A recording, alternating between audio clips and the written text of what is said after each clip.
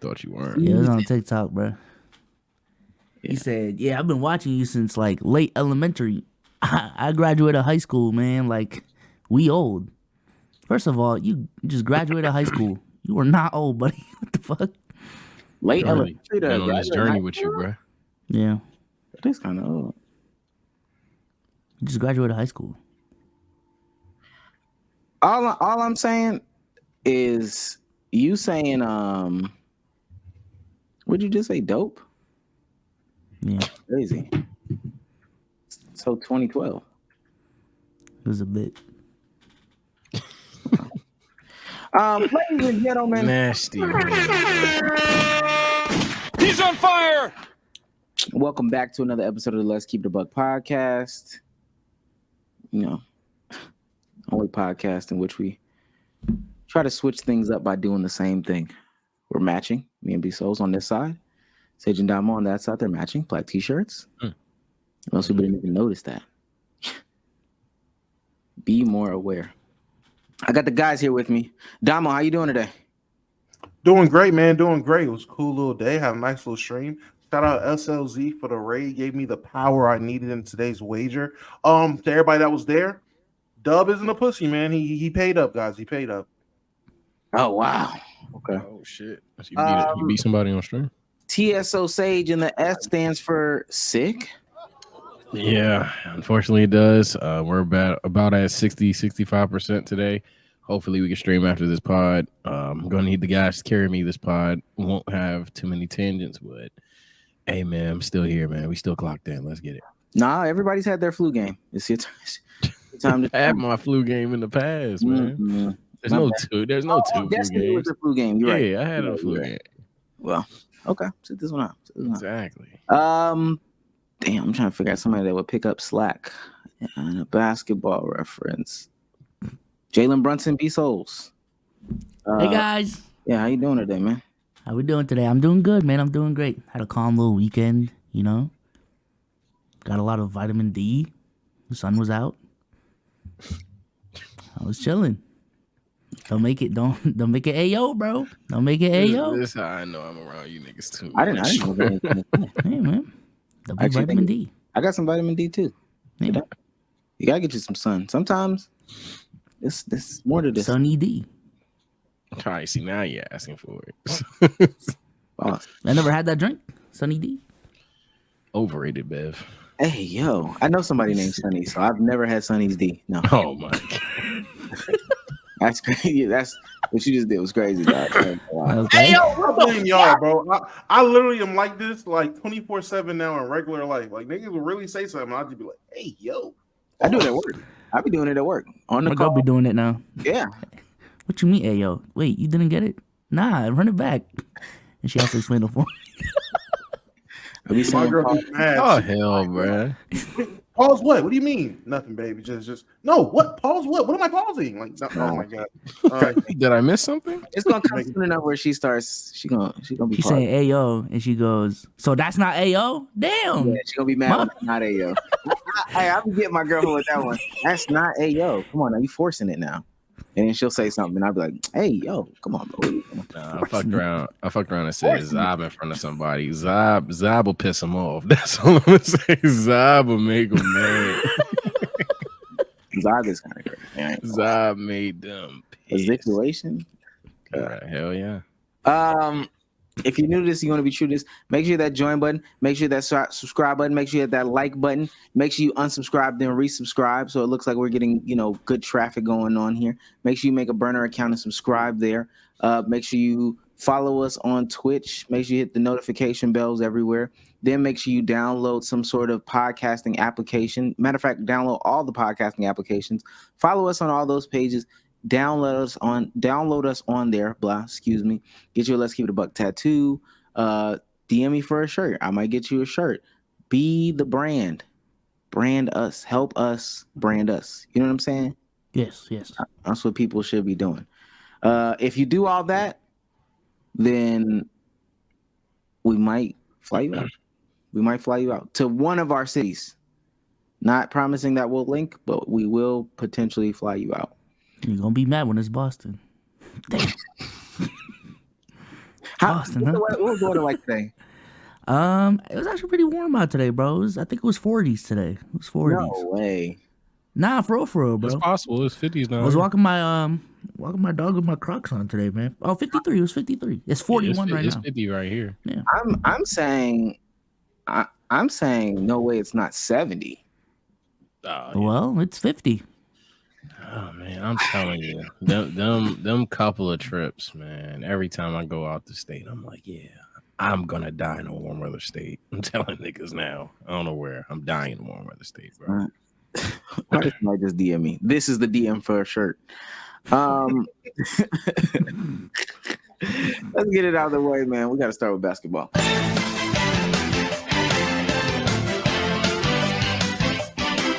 Hold on now. Money.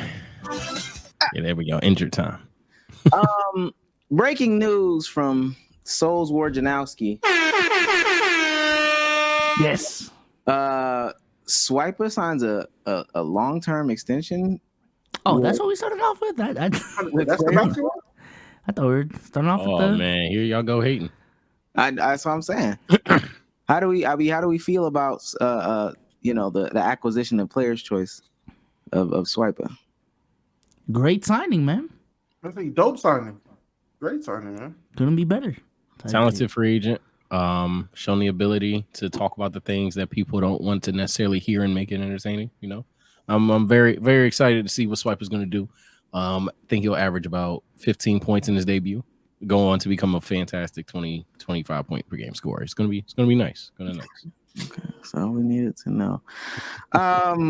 Let's talk about B Souls, this guy. I ain't been to a space with him in a minute.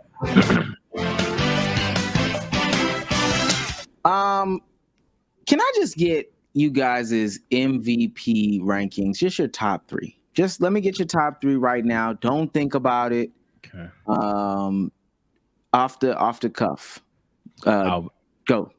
I'll go first only because I'll admit the past week of basketball been out of the game, but I'm gonna tell you something now. I didn't need last week to tell you that my number one is Luka motherfucking Doncic. I'm unapologetic about it, and I think it's kind of rather clear unless you're really gonna go the win route. But considering this whole generation has been about the win route sometimes not mattering, I'm one of them in a situation because he's just been there the whole time.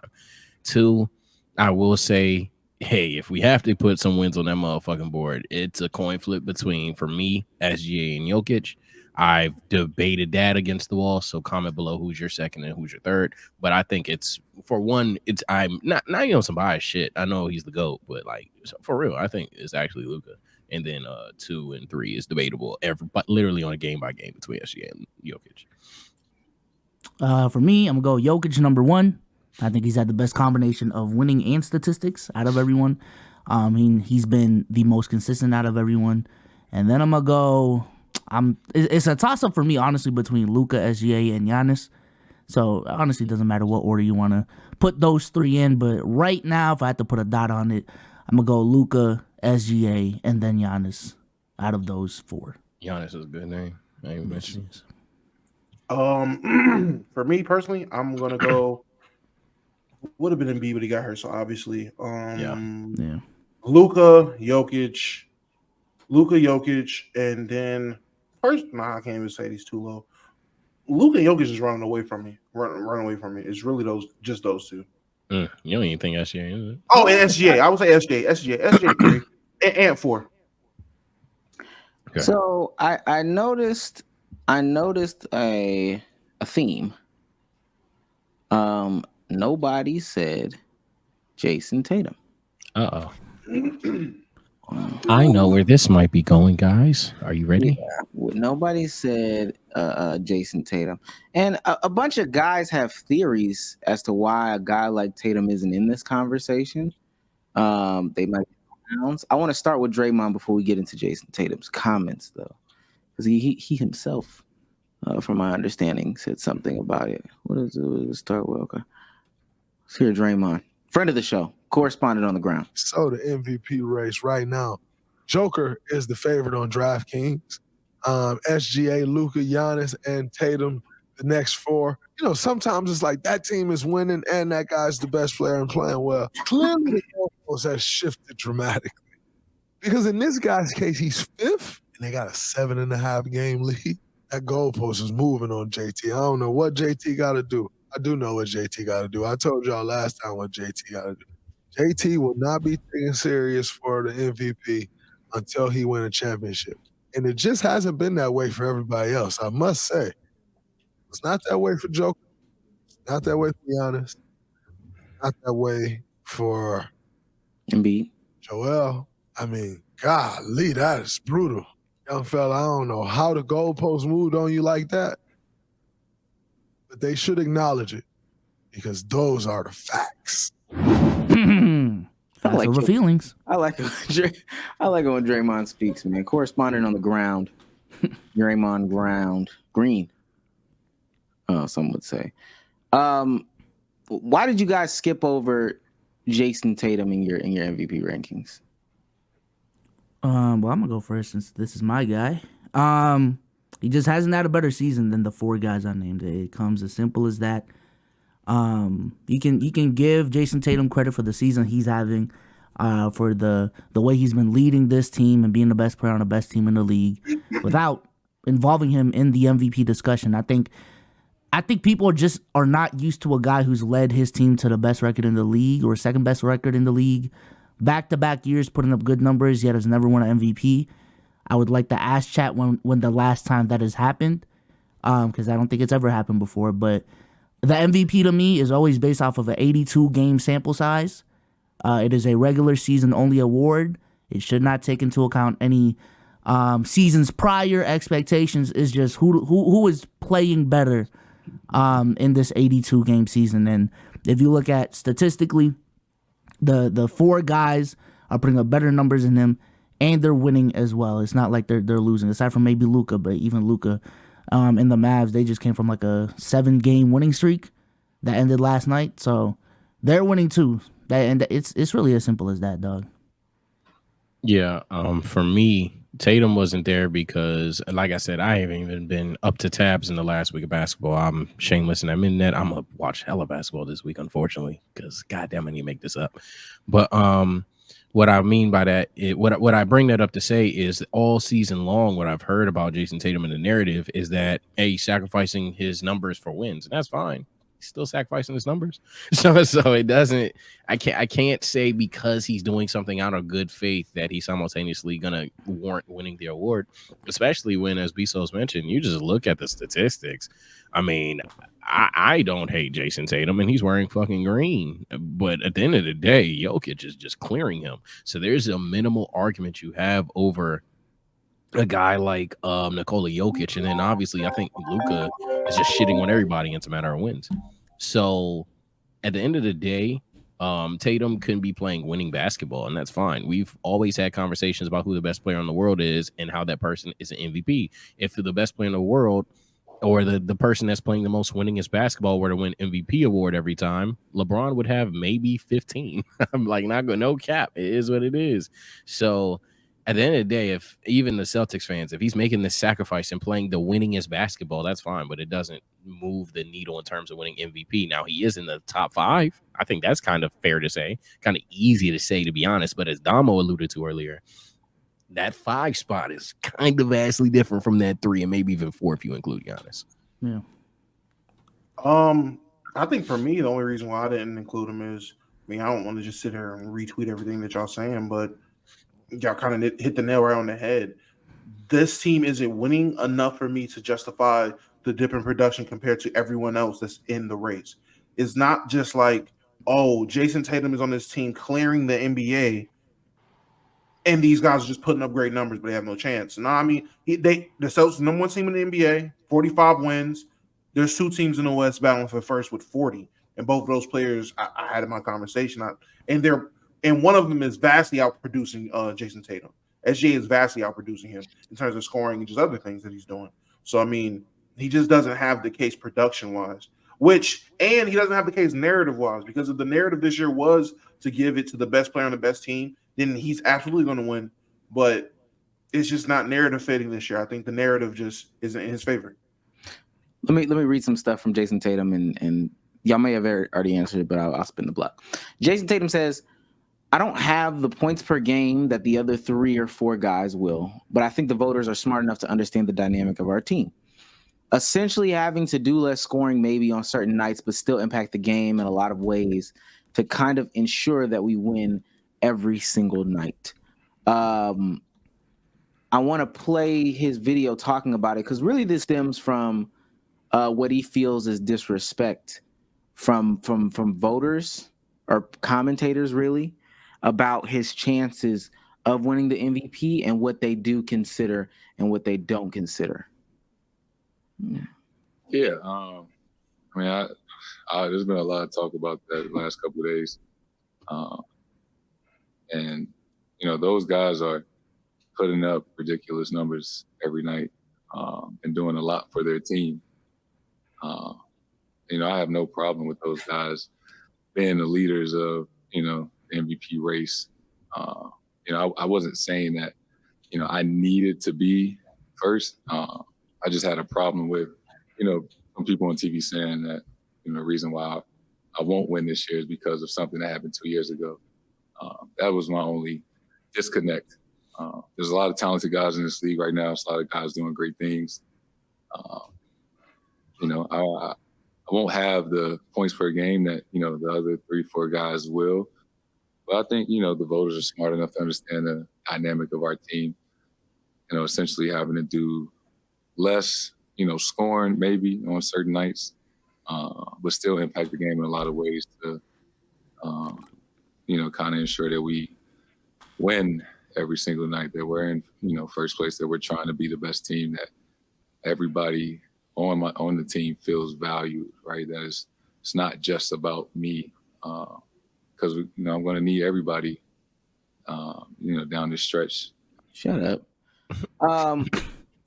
And the years he's talking about they mentioned him losing to Miami.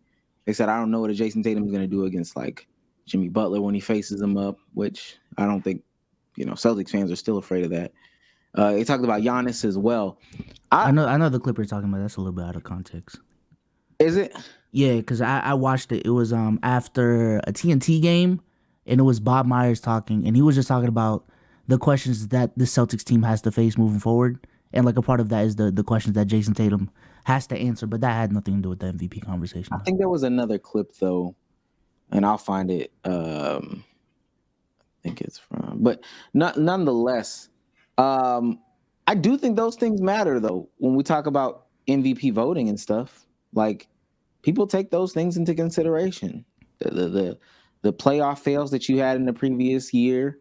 I don't think it helps that he has a lot of help. And it's not a bad thing, you're in a great situation, but it just does not help that you have a lot of help. It's getting harder and harder for people to really determine if he should be MVP or if he shouldn't be, or what those numbers look like. I should probably say it's harder to determine. He is right though, in the sense of if he was on a team with less help and had more offensive load, his numbers probably would be higher.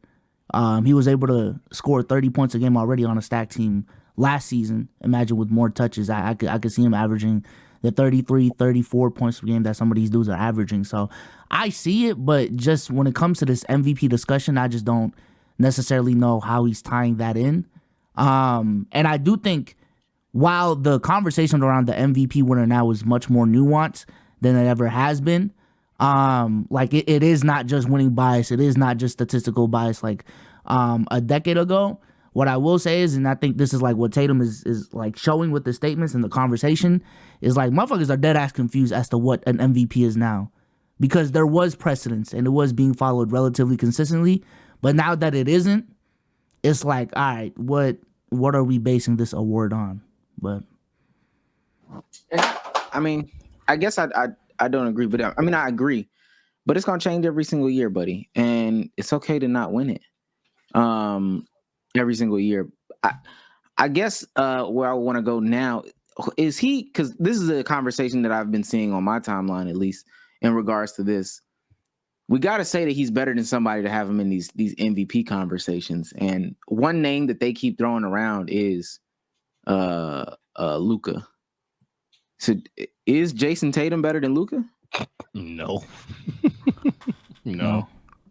The main argument would be like the two-way shit. I've heard a lot of people you'd bring have up. to die on the hill that Luka is a cataclysmically awful, horrid, nightmarish of a bad defender, while Tatum is also literally one of the best in the world, because everything else Luka does, I'm sorry, is just straight up better than Jayson Tatum. So you'd have to die on that hill to have an argument. I won't say the argument doesn't exist, because it does, but it's a very dishonest argument. It's kind of like who's better, Drew Holiday or Curry type shit. Now, obviously not to the same level, because Tatum's way better in that comparison. Oh, this might be Dame and Steph. Yeah, something like that, to be honest. They bring up head-to-head numbers too, because at the head-to-head, like when you roll the ball out there never is like a big gap between the two, especially the last 2 years. But What, wins For the wise most- or both. I think wins wise and like statistically. this is one of the things I saw. It's nasty that it's from Celtics. I hate these graphics. That's insane. Oh my god, man! Because it's just about what category you want to put up there. If I turn scoring into step back threes, floaters, runners, all that shit, and it made it to where there's more checks for Luka, then man, Does he have a better- Longevity? Yeah, I was gonna ask some of these in questions. peak is crazy. I'm not going. Who do, Longevity by 1 year? who do y'all think is a better scorer? Luka. I think Luka's a better scorer. Luka's a better scorer. Luka. But Tatum's Luka is- more versatile, but that maybe is the argument. I honestly disagree with that, to be honest. But if he was more versatile, Luka's just like I know he's not as athletic. Luka's way deadlier inside the paint, and then not to mention the shot creation. I think Luka's just better. I think he just clears him. I'm not gonna lie. That's crazy. Shooting. You know, that might used to actually be go to Tatum. That go to that used Tatum. to- I think yeah, that that does go used to to be Tatum. no shit Tatum. Now it's pretty close. I'm gonna harp on Jayson Tatum because he's proven to be a better shooter more. But hey, don't He's shooting sleep. like 35% on like 9 threes a game. And I Yeah, think no, we Luka talked- this season is shooting like closer to 40 on similar volume. So Damn. he's That, taking harder shots. So that white boy is good. Yeah, that's what I'm saying. Yeah. Now, if y'all don't think that's a consistent thing for Luka, which fair enough, he's had some seasons where that's not even close. But I would argue, to be honest, that's development. I think he's great. I think Yeah, first two for me is Luka. Playmaking. Luka by a mile. Luka by Luka. to be honest, that should be 2-3 checks. Luka clears. Rebounding. It's about Yeah, the I same. don't know. I How would say- Tatum won that. I would say Luka. It's about the I same. don't know. I could argue Tatum. I mean, Luka's definitely could. a good rebounder, but I could see the argument for Tatum. I would lean Tatum. This Honestly. was the wash for me. It is very close. Perimeter Is it defense. Tatum. Perimeter, I'd say gun to my head. I'm not going to be a stats guy. I go Tatum. Man, Luka's defense is definitely underrated. It's been but I'm gonna go it's been Tatum. good. It's been good. Interior defense. Tatum, but it's like, Yeah. why does that matter in a conversation Yeah. about small forwards? I Thank guess. you. But yeah. Especially considering one of them we view as a point guard. I don't know why this is here, but I would go Tatum. Yeah, Tatum. Longevity. Now that I don't know how you argue Tatum. It is Tatum. I mean, That's I- crazy. longer. Yeah, are we talking like who started their career off better, or are we talking who do we assume is going to have more longevity? To be honest, either way, I might go Luka. I mean, Tatum has more years in the league. I guess he has more iconic playoff moment. If the question is who's been a superstar for longer, that would actually go towards Luka because he's been a superstar Yeah, that's what I'm since like saying. 2020, and Tatum wasn't a superstar to me till like 21. So I don't know why longevity's here. the answer- I guess Luka. The answer is easy, Luka. If we're talking about longevity, we're talking about the former EuroLeague MVP and EuroLeague Finals MVP. Been playing pro ball since he was the age of what, 15, 16 years old, and dominating competition. Going Luka.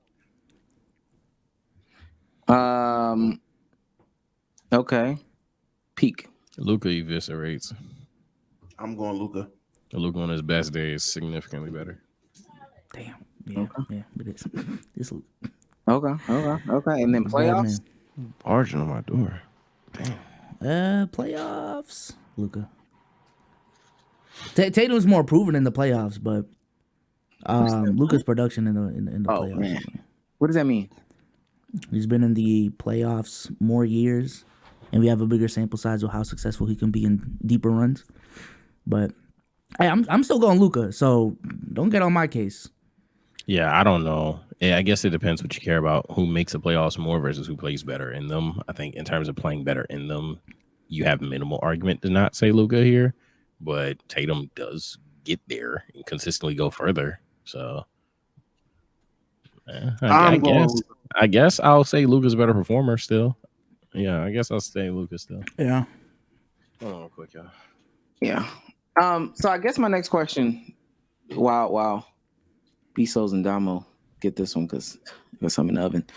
What does Luka? I know what does Tatum have to do? What does a player on a good team have to do to supersede? And I think this is a good question because, going forward in the NBA, we are going to see a lot, and I mean a lot of great players put up great numbers, have, statistical anomalies. Remember, right now it's probably, and it sounds crazy, but right now is the worst it's going to be going forward.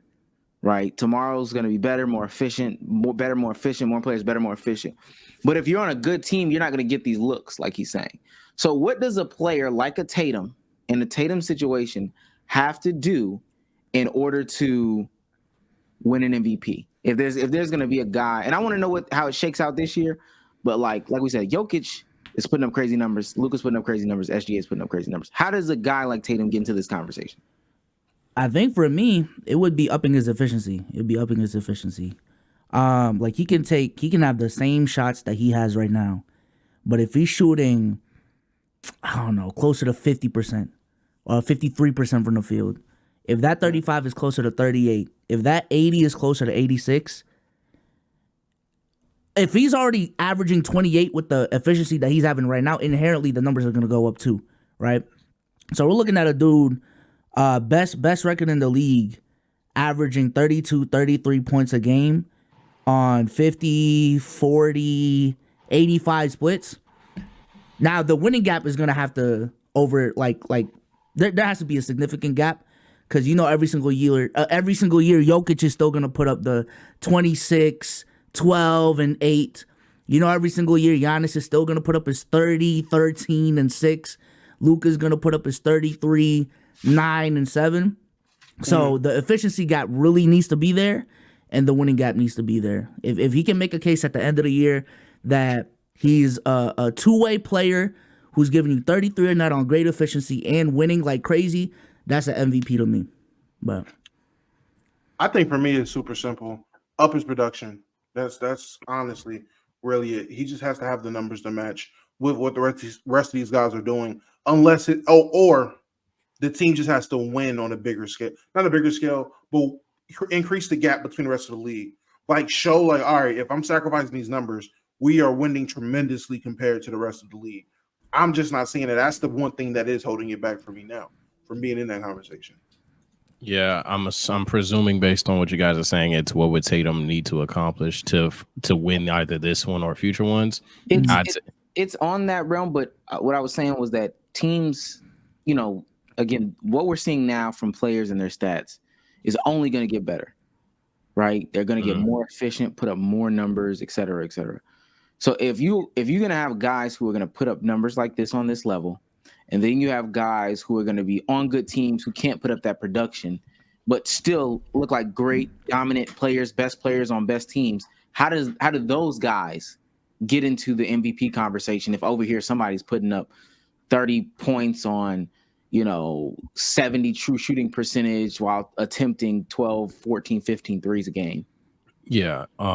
It would take, unless, and this is obviously the caveat, I don't know if that's the word. This is obviously a game changer if the narrative behind this award just drastically changes. If like the book check nerd ass fans start having a revolution of just fuck the stats, who's winning the most on best team, and or just some America rule shit. So they just start hoeing these Euro guys that are putting up the numbers, and by definition being allowed to win the award. Unless something unforeseen like that happens, I'd say, to be honest, I was going to say what Damo said, but even more strict. I don't think Tatum getting his production up will necessarily matter if he's not having a more productive season than someone else. But if he's winning significantly more, I ain't gonna lie, nobody's doing it, bro. And like, if like for right now, I think he has 5 games on OKC, 6 games on Denver, and about 8 on Dallas. Obviously, it's an extreme exaggeration, everybody. But for example, if the Celtics only had like 7 losses at this point, which would put them on an insane pace, I think everybody's just gonna have Tatum there because it's like, all right, well, you tell this team to lose. So I think that's where it's gonna have to be, because the way that this generation of fans view basketball now, they view who doesn't have help severely. They've always wanted that. The LeBron era has definitely been a pioneer of that. Now it's really a thing like, okay, but who are you playing with? They're always going to care if you're winning, but not being the most winningest. I think that's where Tatum has fallen short. Not even this year, but in the past couple of years. As Souls mentioned earlier, Tatum averaged like 30 last season, and he weren't even top 3. It on many people's list. So yeah, I think it's a matter of that winning gap just has to be that severe, because if someone's more productive than you and they're still winning, I don't think it's gonna matter. I don't even think it's a winning thing to be. I mean, winning has to be a part of the conversation, but I can't. I don't see how like Tatum can't put a similar MVP case the way Shai's putting up right now. Like Shai isn't the dude giving you like a 30-point triple double every single night like the 3 other candidates that have been in the conversation the last 3 years. Shai's giving you 30, 6.6, and 5.5. Those are numbers that like Tatum is capable of doing. A little less assists, a little bit more rebounds. And Shai, the crazy thing about Shai's efficiency, the crazy thing about Shai's season is the efficiency. So that's why I just point to the efficiency, because if he's taking the same shots and that the efficiency just looks better, which I think that's my problem with Tatum's season. He has all this help, all this spacing, yet your efficiency is still this. You should be like KD levels of efficiency with this amount of help. If he just ups his efficiency, which is going to up his scoring inherently, I think that's literally all he needs. He already got the winning. Hell, even the narrative push is already on his side. That's all he needs. Does that cap you out though at like 4? Because I remember when they were having that conversation about Devin Booker, and the amount of help he had on that Phoenix team. They were first in the West. They were winning. They won 64 games, 18 losses that year.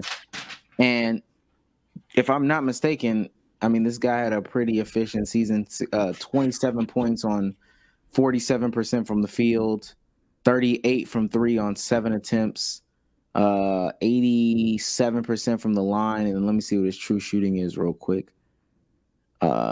True shooting is where's true shooting? Oh, I see where true shooting is. His true shooting was, what is this? 58% from the field, true shooting. Like 58, 59. 58. So, but what I'm saying is not a terribly inefficient season, pretty efficient season. Dominant winning, right? They won pretty well that year, and he still capped out at being 4 in MVP voting. My argument would be that season that you're talking about is closer to what Tatum's having this season. That's it. Like that season is closer to Tatum's current season as opposed to the Shai argument that I was bringing up. So, and that's fair. That's fair. I don't know. I'm in favor, and I didn't say this on last pod. Maybe my hot take of the week. Oh, do I have it? Do I have the sound still? Hold on, let's see if I got it still. Hey, yeah. My hot take of the week is we gotta stop NBA records right now. Start over. Put them pre hand check, pre defensive 3 seconds, and then post that. It's just gonna be harder and harder to interpret numbers. It's gonna be harder and harder to, understand what's going on, and especially when people like to compare them to the old and et cetera, et cetera. I think it's just gonna be harder and harder for people to get it. So I think it would be best if we just start over. Let's just start all the record books over, start the interpretations over, start the way we vote over, the way we judge, start that over, all that. And just let's not compare it to the old. Let's put a line in the sand right here and just start it over. I'm not 100% against what you're saying with that. I'm lightly with that. I would just say I feel like it's still a responsibility of basketball fans to preserve the history and talk about history with context. So I mean, I understand hey man, it's gonna get to a point to where the casual fan just does not care about what the context is. They're gonna look back and everybody LeBron or whoever played against was a podcaster. Everyone in the era of Tatum and Luka all had a podcast on the side, and that might be something that they deem, oh, these niggas wasn't even serious about basketball. Look what Bronny James is having to deal with for real. These guys are killers. They really care. You know, I do no podcast. Like, who knows what that thing is going to be? I think it's on fans though to keep context with numbers. But so I hear what you're saying. Are they going to do it? I mean, again, real basketball fans are going to do it, but we're not talking about real basketball fans. I know that's an extreme person. To be a casual basketball fan is already a little much because you got to go out your way to do a lot to be a casual fan sometimes. But those are the people that are not caring. Like the casual fans that come into the NBA in the next 20 years from now, they are not going to care about context, and that's fine. They can do that. But people who deem themselves real basketball fans it is their responsibility to do that. You can't just blindly go around. Like even today, I mean, yes, people will sit there and talk about the 70s or whatever. You can sit there and say all day, I don't give a damn about Artis Gilmore or Tree Rollins. Like I can care less about what they did. The era was filled with cocaine. You can say that, but that takes legitimacy away from whatever you're talking about in the eyes of people who really talk basketball or people that know basketball. It's a telltale sign for people who are basketball intellectuals, experts at the game, and play the game.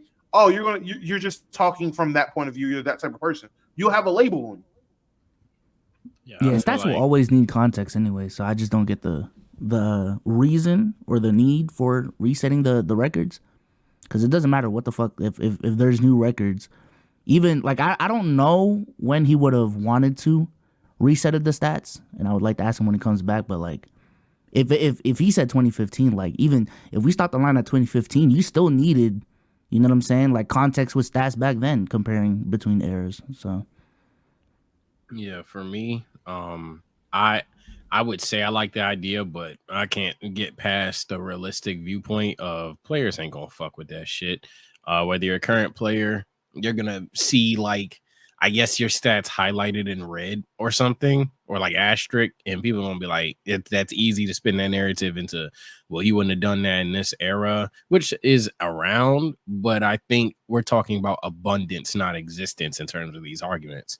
So like, yeah, people talk about certain, hey, you wouldn't have done this or that in this or that era, but if we have a stat record or a literal display of NBA history where it's highlighting, yo, this person did this, but it's in the era where scoring is inflated, it's gonna be like, hold on, bro. It's gonna be like, hold on now, were you really a bucket for real type shit? Or you're gonna have older players that are pissed off because, hey, this shit should have been here in 2015, 16. So I feel like because players won't be unanimously behind it at all, it just won't happen. Also, that was funny as fuck. I don't know why you been on your head, Dom. I just now noticed it. What was going on? Yeah, it's been one nigga ever since we said Luka better than Tatum. He been going crazy, and he just randomly kept spamming fuck Dama. I don't know. Oh, is he the dude that told me to defend Tatum because he's your man's? Yeah, he man. Ever since we just essentially said Luka's better than Tatum, he been losing this shit, and then he just chose Dama. I don't know. I ain't even know this. Q&A, bro. I was thinking, yeah, please join the Q&A, pussy. No, he ain't gonna join no Q&A. Well, no, he's not. I called him a pussy. I gotta stop doing it. Yeah. No, I understand. Last question. Cruz got it on here. Would you rather build a team around Luka or Tatum? Tatum. Luka. I'm sorry. I say Luka. Look. Luka could play literally. I wouldn't say 4. So let me not say play more positions. Actually, I think Luka, you could build your team in multiple ways. I think Tatum, he's pretty much like, he's kind of like how Katie, where name a team where Tatum doesn't fit on, like hard to do, mission impossible. But talent diff. I'm sorry, talent diff. The Suns. Here go be so. Yeah, okay. I mean, y'all build y'all teams how y'all want to build it. I'm gonna build around Tatum. All right. That's your guy. I'm not mad. What's the rationale though? Primarily because of bias, number 1, and number 2, outside of bias, I just feel like it's just more reliable to build around either big men or wings, historically speaking, there's a bigger sample size of that working as opposed to essentially a point guard like Luka.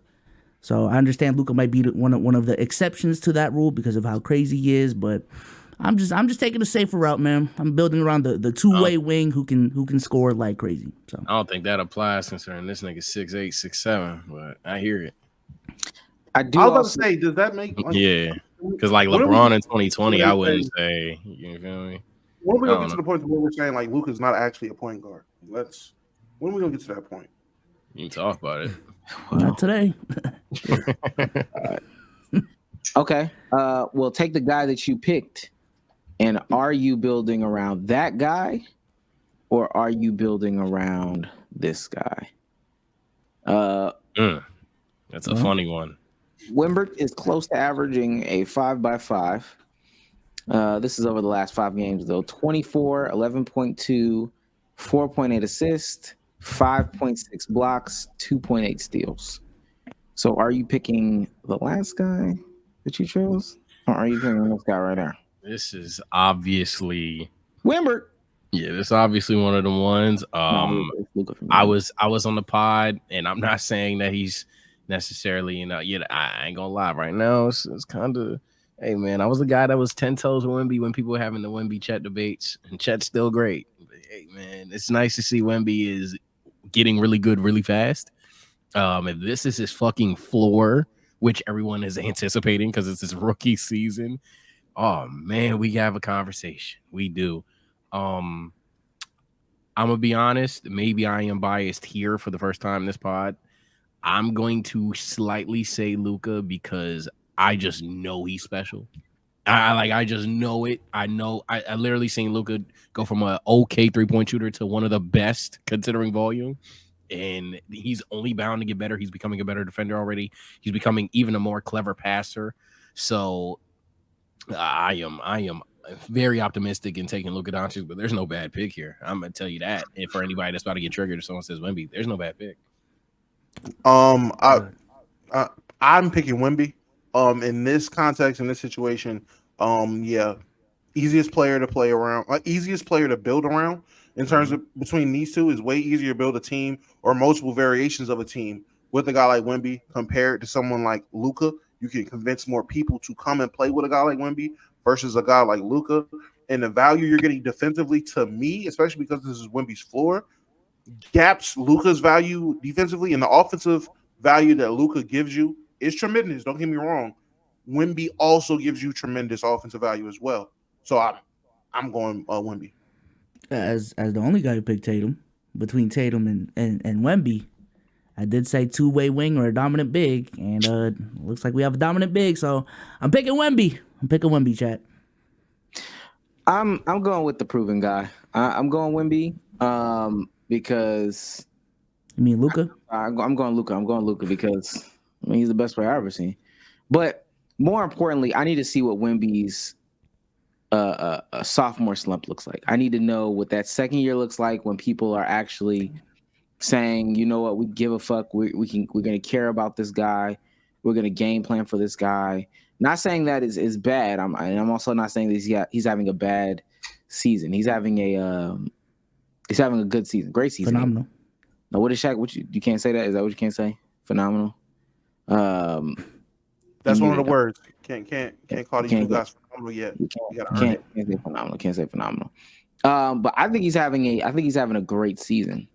I want to know what happens when people game plan for him, because right now it seems like part of let me reiterate, part of what's going on is we don't give a fuck about game planning for them because it's still the Spurs. We're gonna win regardless. He can have whatever numbers he wants. It's not gonna matter. I don't give a fuck. So I'm still going Luka. Do you don't think that's going to be the same case next season? Because it looks like they're still going to be asked next season. I think maybe, but at least they'll have seen it before. So right now it's like, okay, we've never seen it before. We don't know what it's looking like. He could do whatever he wants. And we're also not trying to figure it out because, they're the Spurs. Next season, it's like, okay, we've seen it. We can put a little bit more effort into game planning, but at the end of the day, it's still the Spurs. So. See, for every I think I'm picking Luka out because he's just that damn good, to be honest. Because even conceptually, while I want to talk about, people aren't scheming for Wemby, same time, I think that includes his own fucking team. This nigga still don't have a point guard. he still don't have a point guard. They still out there just zapping, giving him the ball. So I'm telling you, man, ceiling's high on that brother. I think this is an easy pick 'em debate. Again, I don't think there should be any disrespect in this comment section. Now we know we got a toxic one, but I honestly want to know, chat. If y'all could do a poll or whatever, go for it. I actually want to know what the popular vote is. If you had to build around somebody, would it be Wemby or Luka? Because this is very close to me. So to properly build around Luka, you would probably look for defenders and a lob threat big man. I look for Wemby. Okay. I kind of think Dallas is doing the right thing now, except you just want a taller version of Kyrie Irving. To be honest, essentially what I'm trying to figure out is like, how do you build around Luka? How do you build around both of these two, ideally speaking, and based off of that, like, which is easier to get? Building around Luka should be easier, to be honest. I know that sounds crazy, but I feel like with Wemby, you have to have a certain level of an all-star guard. With Luka, if you just have fantastic defense, you can have like more. Put it this way, you can have more 80 overalls on a team with Luka than like 80 overalls on a team with Wemby, because you need a point guard that can make the decisions. You need a point guard that can create, put the ball in the basket, run plays with Wemby specifically, all of those things. And you're also going to need the wings that can compensate for the point guard's potential lack of defense. But with Luka, all you ultimately need is guys that can help on the help side defense, and then I'm not phrasing that right, but all you need is guys that can essentially help them on the perimeter, and then you just need like lob threats and athletic bigs. To me, I think what we're seeing right now in Dallas with Gafford and Lively is, hey, bro, I don't need a post touch drop stepper Hall of Fame ass big man. I need a guy that can go up there, swat a shot, and get a board. That's all he needs. So, because he is the creator, but Wemby is depending on a creator, if that makes sense. Not that Wemby can't create, not that Wemby can't create his own shot or for other people, but he's a center. You don't want your center coming down the court having to do that unless you have a motherfucker like Jokic, which I'm sorry, I don't think he'll be ever a playmaker like Jokic. I don't think that's an insult.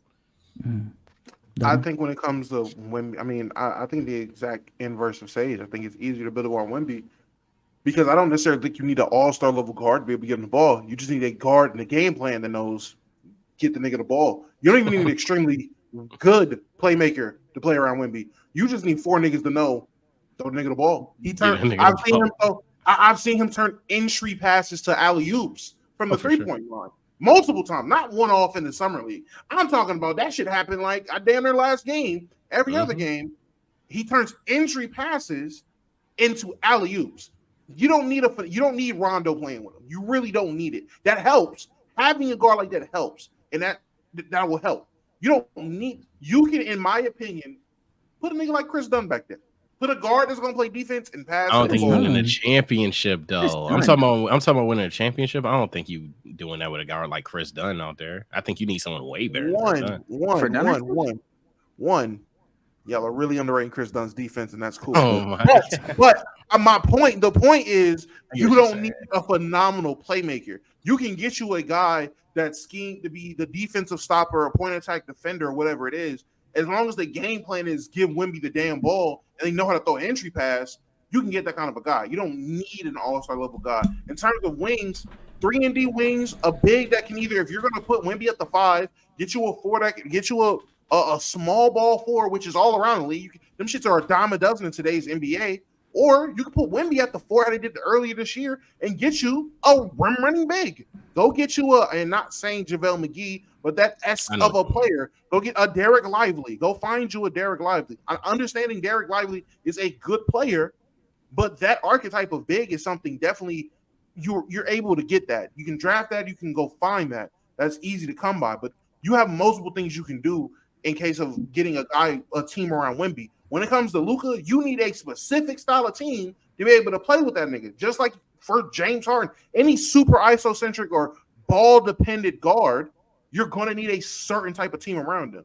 You can't really mix and match. It's not easier because there's no variety. You need a guy that's specifically going to do X, Y, and Z, and you need people that can tolerate playing with that play style. Everyone can't play with that.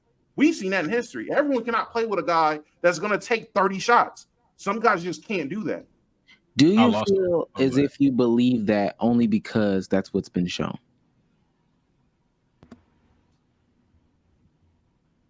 I mean, yes, I'll have to say yes. We got him, Chad. We got him. Ladies and Yeah, gentlemen, he's different, buddy. we He's got him. different, buddy. I'm sorry to tell you. It's What hard. I It's will not say, impressive. That's. I mean, I don't know how that got me, but what I'll also say is my final thing, and it's not a tangent, is I also like taking Luka here because now that I think about it, and I know you could bring up James Harden, I guess, but Luka accomplishes that team that, like, hey, the shortest person on this court is 6'8", ball up. the shortest motherfucker on this court right now is 6'7", 6'8". You try to score the ball, man. And I know people think he's trash. He's not. Just watch him. But hey, defensively, that team be crazy too, depending on who you get. So, but it's still a conversation. I know someone thinks we're overrating Wemby here. We're talking potential, bro. Potential is through the roof with that nigga. I ain't gonna lie. a couple years ago, I would feel you. Now, I ain't gonna lie, a 6'5", 6'6", 6'7" point guard, them shits damn near becoming not a dime a dozen, but them shits a sprinkle. It's a solid amount of there's taller more. I guards get you that. Yeah. compared to before. I wouldn't say a dime a dozen because Yeah, I wouldn't say a dime a dozen. is That's crazy. like, you know. Yeah, that's crazy. A dime a quarter. I don't know. I just feel like the pieces you would need to build around Wemby, there's more of that, and they're easier to obtain, as opposed to like with Luka. I personally feel like you're gonna need as much of a dominant big as you can, and it's just harder to come across more dominant bigs than like a Jamal Murray, you know what I'm saying, or a Tyrese Maxey to pair with a Wemby. I don't know. Let's bring it to some college basketball.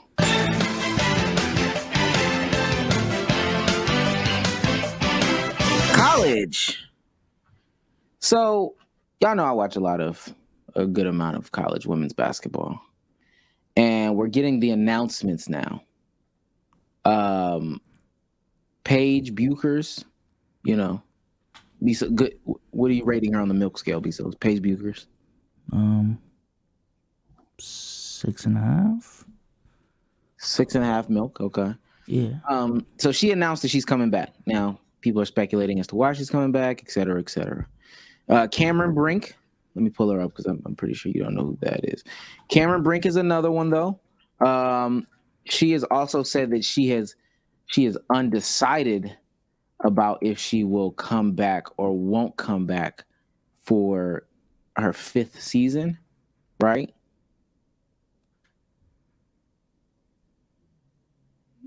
Oh, you want me to rate? Yeah. I'm not rating milk. Oh, I like Paige more. I still like Paige more, but a 6.5 too, man. Let's go to Paige because I don't know. This feels weird knowing they're in college. But Ain't y'all the same age? You said that like they in high school, man. I'm about to say these are like juniors and seniors in I ain't gonna lie. college. You said that like damn. oh, she's 22. Oh, we're in the same That's what I'm saying, bro. Oh, this is the ball of 27 life apparently. mixtape Paige Buchers. Bro, This is crazy. Bro, Apparently I'm 27, bro. pandering like a motherfucker. I'm saying. He said he is not a Josh Giddey. That is crazy. We know. Hey, so I respect it, but we Can't be on know. the safe side. Like, goddamn, bro. I wouldn't Don't hold the pod back. Come on, bro. You the same age. So these are big names coming back to college, and I've been doing a little research, but I came across this friend of the show, family of the show, Jonathan from Draft Express. He came with a stat about the NBA. You have so many friends, bro. Damn. Yeah, I'm a friendly guy. Interesting stat I came across while I'm researching which underclassmen might decide to come back to school this spring. Nearly half of these players picked in the top 40 of the 2020 and 2021 NBA drafts have already been, quote unquote, given up on by the team that drafted them. I'm going to read this whole thing. It will take some time to get a fuller picture of what 2025 draft class looks like. History suggests there will be several hundred college and international players entering their names in the 2024 draft in April, majority of whom will end up withdrawing at the NCAA and international deadlines in May and June to focus their efforts on the 2025 draft. A dozen of the players currently projected as first-round picks in 2024 were eligible to be picked in 2023, but elected to wait and attempt to better their standing with another year of seasoning, a decision that appears to have panned out richly for prospects like Kyle Filipowski, which get well soon, Donovan Clingan, Zach Edey, Kevin, these names. With the proliferation of name, image, and likeness deals, college basketball has become financially competitive with the NBA's non-guaranteed two-way contracts, making the decision of whether to develop in the NBA G League or via the NCAA much more complicated. The NBA has been increasingly cutthroat with declining team options or waiving young players on rookie scale deals. 34 of the 80 players, 43%, selected in the top 40 of the 2020 and 2020 NBA drafts already have been shown the door by the team that drafted them, or were never assigned to a standard NBA contract to begin with more players likely to see that fate this summer. With the NBA introducing a second tax apron in the 2023 collective bargaining agreement while ushering in a new second-round salary cap extension, teams are increasingly under pressure to find value with their draft capital in the form of cost-controlled rookie contracts, likely leading them to seek out older, more proven commodities. I found this extremely interesting reading after, I don't know if y'all saw it was announced today on ESPN's boards, their mock draft boards, Bronny James is no longer on those boards. Good. That was not the noise. He has now been moved to 2025, and I'll show you what LeBron said about that in a second. But I mean, what are we thinking? What are our thoughts around what we just read? I mean, I'm trying to really grasp everything. I mean, it makes sense. Back, baby. College basketball is back. It's competitive. I don't know. I mean, I don't know if y'all have heard. I think we read it on here when the G League basically they might abandon the Ignite because of the fact that the NIL deals and everything like that kind of eliminated the need for what they see for the market in terms of getting players to develop in the G League and everything like that. So that was DKM right? kind of crazy. DKM was right this whole time. Insane. He might have been. But I mean, I like it. I'm not gonna lie. There's a couple of players who reclassed or decided to take the name out the draft last year. I got Grant Nelson. That's gonna be another guy. I don't like the stat of 43% of the people from one draft are already cut or wherever it is. I don't think that. I mean, and it's not like it's trying to push a narrative. I just think that's on teams drafting bad. I don't think that has anything to do with if those players were or weren't ready. Teams just drafted bad. A lot of teams just draft bad. That's a big percentage to say it's just draft bad. I mean, I guess, but niggas end up drafting bad. If you tell me 43% of the players picked in the what? So the first round in the top 10, because it said the top 40 picks. So that's the first round and the first 10 picks in the second round. I could think this draft class alone, a second round pick outside of that threshold, who just re-upped and signed a deal. Teams draft bad. And I can go back and look at those drafts. Go ahead. If you talk about if you just bringing up one versus the field. Mm-hmm. Go ahead. No, go ahead.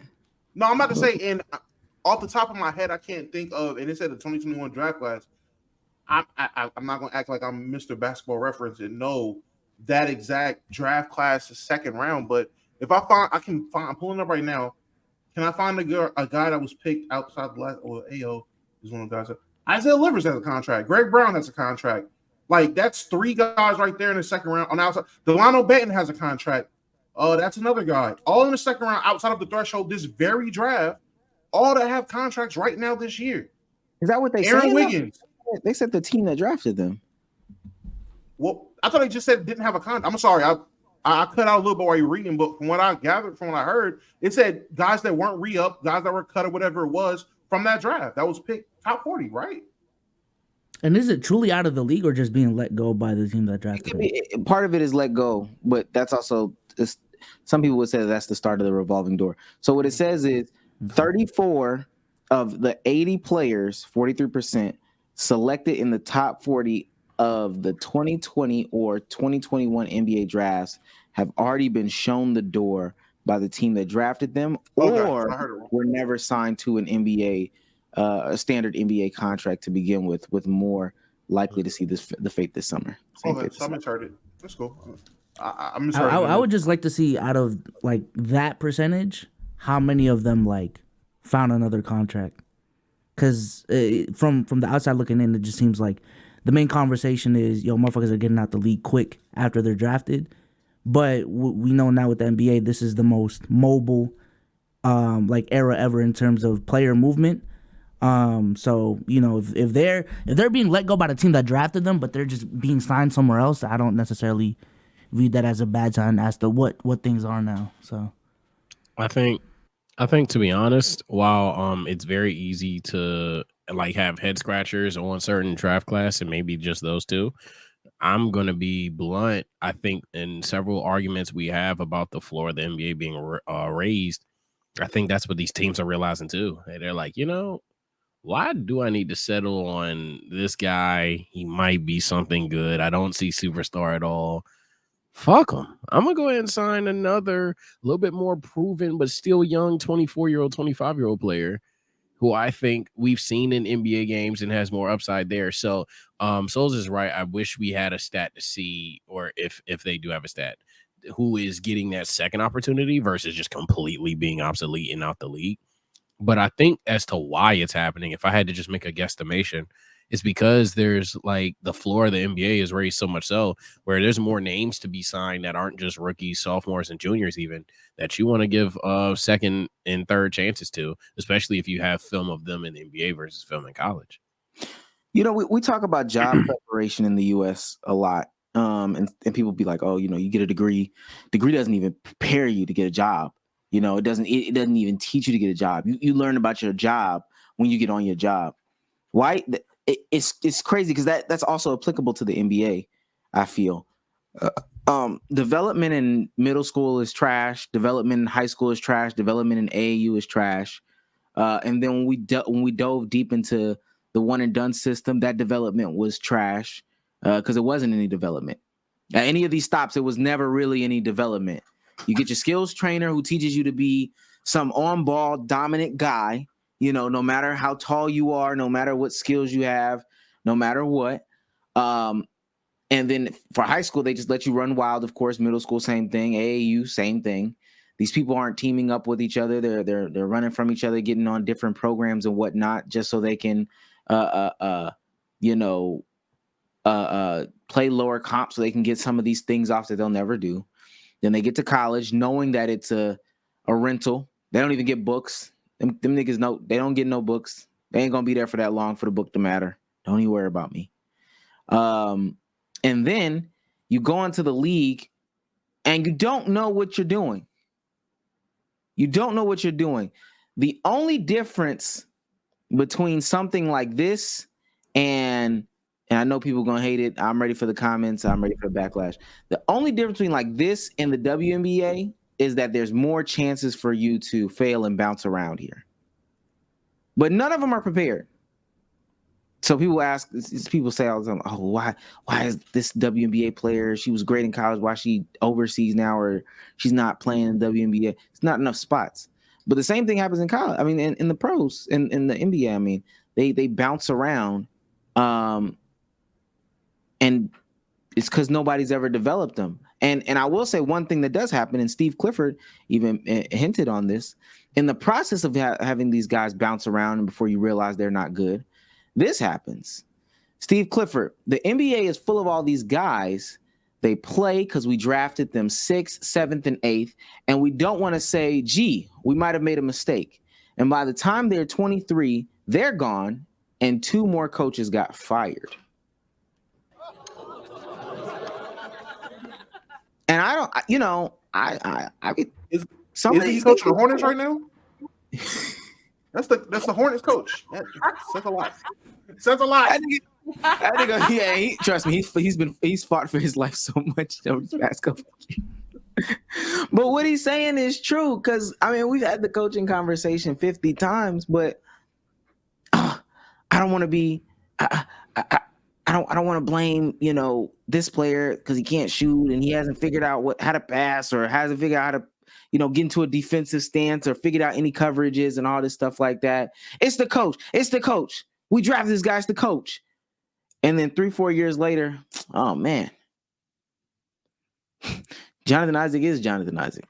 I don't know. I'm just We're throwing it. 4 coaches in. He's had 4 coaches. With 4 coaches in, this nigga ain't learned a damn thing. I'm trying to think of somebody whose name I could really call out like that. Let me go back to 2021. Just ain't Killian Hayes. So Killian Hayes is the name you were. Stanley Johnson. Nigga lost. For a lot of people.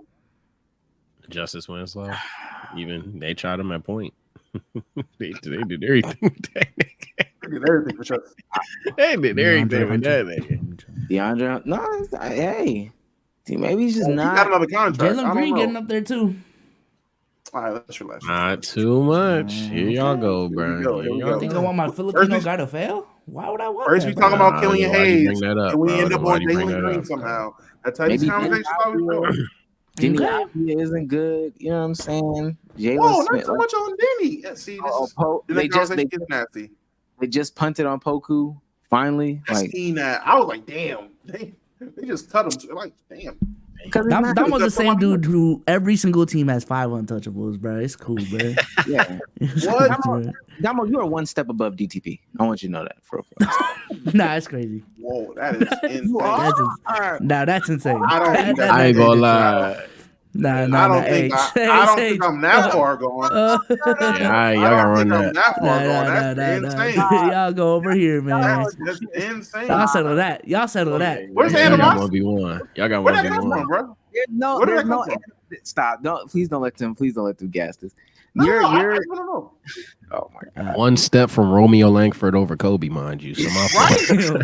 That's crazy. My That's fault. crazy company. That nigga said, Hey, nigga Damo, said they you're here? around Tim You Hardaway. right here, bro. You right here, bro. Hey, so Damn. Omar basically said, yeah, you wouldn't say Romeo Langford. You say some shit like Tim Hardaway Jr. So, all right. No, you know who he would say? He would say Bol Bol over somebody, and that's DT. Over He who? doubling down. Over He who? doubling down. Over who? Over who? Over who? Over who? Over who? Whoever you want him to.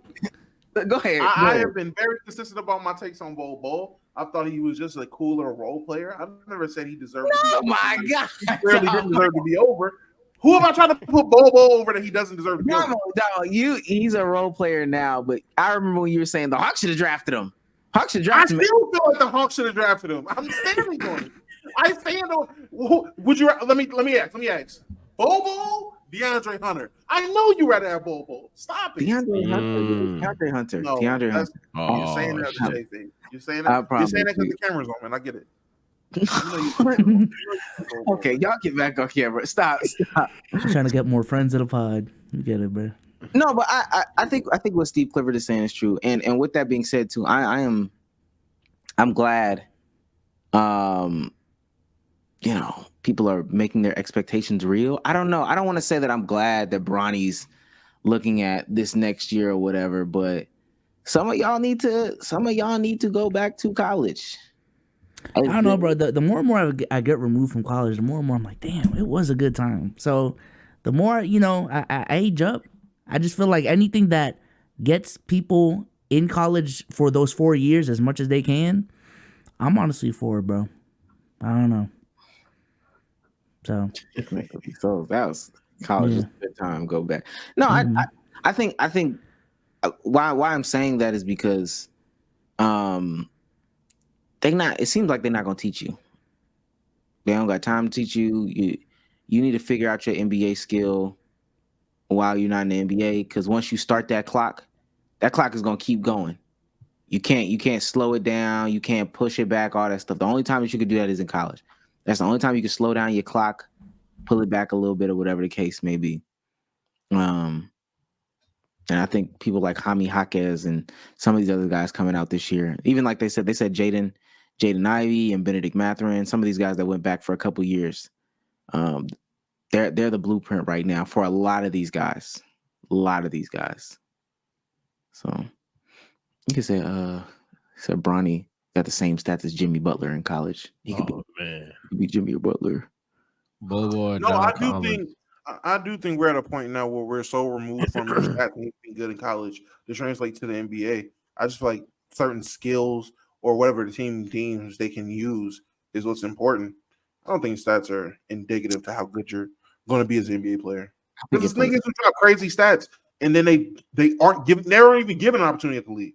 All national ACC, SEC, Big Mac 12 fucking players of the year, and they don't even get the opportunity to show that they can do anything.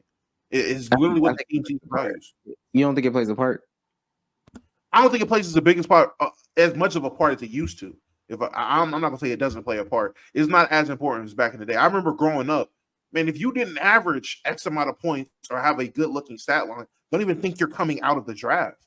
Like I can't remember a time where, and maybe Jimmy Butler would be the outlier, but I can't remember too many players when I was in late middle school, high school, that you would be considered an NBA prospect if you were having a mid-college collegiate career or season.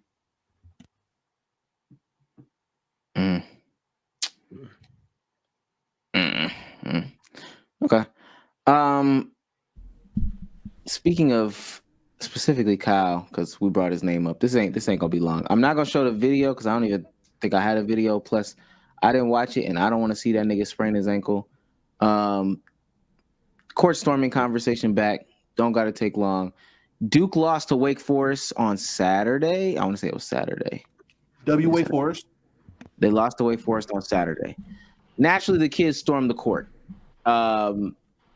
Duke star player right now, doing really well. Kyle Filipowski.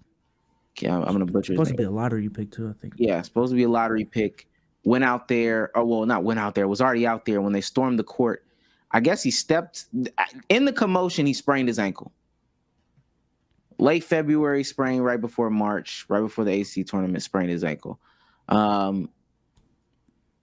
This is what a coach has to say about it. Their coach has to say about it. Disappointed we lost. But look, for me, I'm more concerned about the well-being of our guys. You know, Flip sprains his ankle. When are we going to ban court storming?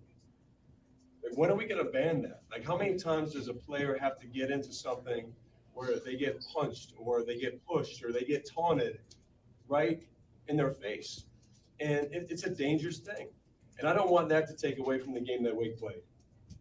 Because Wake played a big-time game. Salas was as good as could be today. And hats off to them.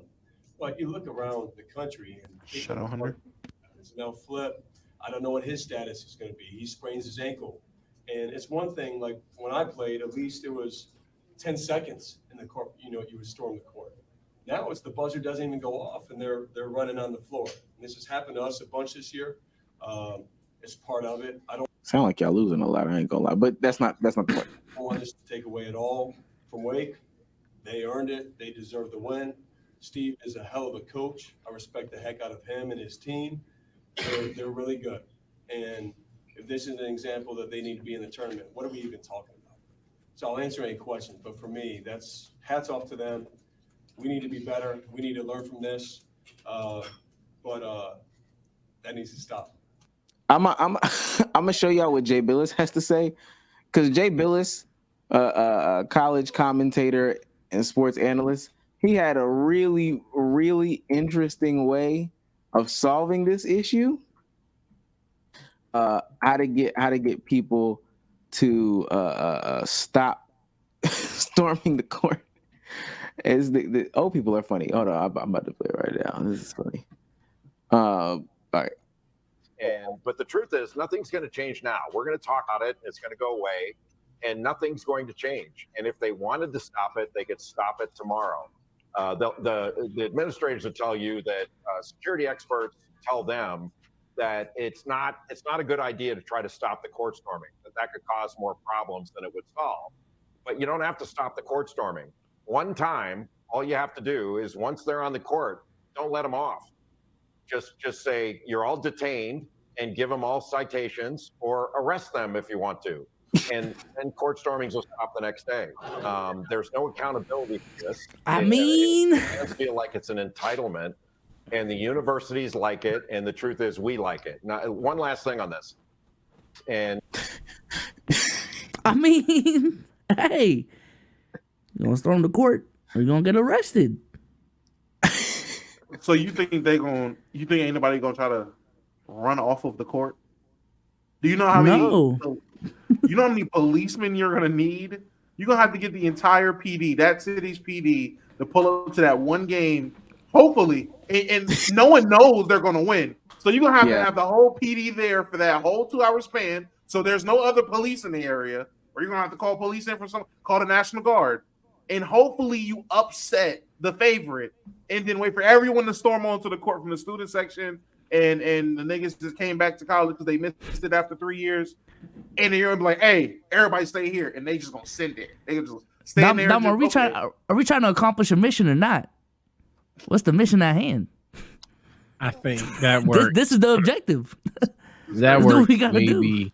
That works maybe in entire NBA stadiums where the exits can be in the aisle. But if you're telling me we're in a gymnasium where there's an exit on the ground, the fact that y'all think y'all got Neji, Hugo, and Itachi down there that can see precisely who stormed the court and who didn't when everybody's trying to leave out the same damn exit is unbelievable.